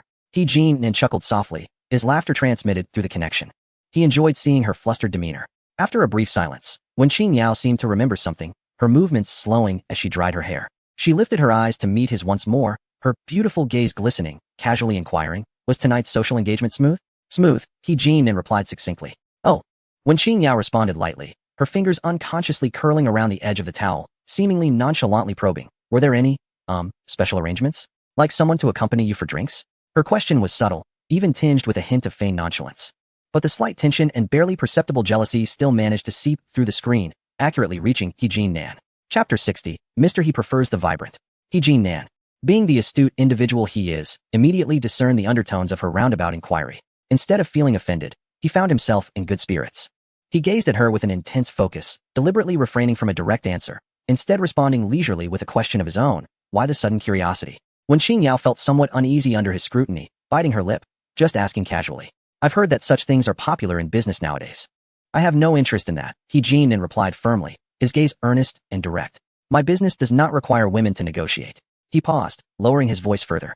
I have a cleanliness obsession, both mentally and physically. Aside from you, I find even a touch from anyone else repulsive. This statement was like a stone cast into the lake of her heart, rippling outwards with layers of emotion. The slight discomfort she had felt earlier due to Chui and Yu vanished without a trace. She looked into his profound eyes, where sincerity and desire were unmistakably evident. Oh. She lowered her head, unable to suppress a slight smile curling at the corners of her mouth. The two exchanged a few intimate words, and after the video call ended, when Qin Yao's heart was filled with He Nan's candid and fervent declarations, the lingering discomfort from Chui and Yu completely dissipated. The following morning, He Zhu rushed to knock on her door. Sister-in-law, quickly pack your things, we're going to Jiangcheng. He Zhu's face radiated excitement. To Jiangcheng? When Qin Yao was somewhat taken aback, why the sudden trip to Jiangcheng? Jiang Wei's brother, the one running the entertainment company. Got a few tickets to a movie premiere. I heard many stars will be attending, and it's happening in Jiangcheng. We're going to join the fun. He Zhu waved the ticket in her hand, her eyes sparkling with excitement. Then, leaning closer, she lowered her voice and smiled mischievously. Of course. The most important thing is that my brother is in Jiangcheng, right? Let us surprise him and check up on him. Upon hearing that she could meet He Nan, when Qin Yao's heart skipped a beat, a secret anticipation and joy quietly blossoming within her. Yet, she maintained her composure, lightly scolding, don't say such nonsense. Your brother is busy with important matters. But even the busiest of men must see their wives, right? He Zhu entwined her arm, declaring, it's settled. Hurry and change your clothes. We need to catch the noon flight. When Qin Yao hesitated only briefly, deep within, her longing for He Nan had already spread its wings, and this proposal perfectly aligned with her desires. She quickly packed her belongings, musing whether He Nan would be pleasantly surprised to see her. The plane landed smoothly at Jiangcheng Airport. Just as when Qin Yao and He Zhu powered on their phones to message He Nan, their devices erupted with notifications, as if infected by a virus. Various news apps chimed incessantly, inundating the screen with a flurry of messages. He Nan Yu Best Actress in Yu secretly meets with industry mogul in Jiangcheng Golden, couple He Nan's girlfriend. A series of sensational headlines pierced their view, accompanied by photos captured outside Zhu Yuan Club last night. The angles were cleverly chosen, one showing Yu striding towards He Nan, her face adorned with a dazzling smile, while He Nan, positioned sideways, appeared not entirely dismissive, but rather engaged in a subtle standoff. The next image depicted He Nan entering the club first, with Yu trailing a few steps behind, capturing the moment they both crossed the threshold together. The photographer had skillfully avoided He Nan's indifferent expression and Yu's subsequent awkwardness, instead framing them as if they were entering together. The comments section was lively. Wow. Business Tycoon X up-and-coming Best Actress. This pairing is quite captivating. A match made in heaven, top-tier configuration. Congratulations to the Best Actress for landing a rich and handsome man. So, he always preferred the vibrant types. Men are indeed all the same. I heard Yu has a strong background too. This is truly a match made in heaven. Wait, wasn't He Nan already married? I heard that through the grapevine. Those upstairs are out of touch. What does a commercial marriage even mean? They each have their own lives. When has he Jean Nin ever publicly brought his wife to an event? Exactly. How could there only be one woman by such a mobile side? With Ng Gu's poise and physique, she would suffice as a beloved confidant. Perfect match. Hurry up and make it official. He Jinju's fingers trembled with rage as she began typing furiously in response to those comments praising the supposed pairing. What nonsense. Open your eyes and see that my brother couldn't care less about her. Trying to ride on the coattails of my sister-in-law? How shameless. Tianyu Media should just cease to exist. As she vented, she anxiously glanced at Wenqing Yao. Yao Yao,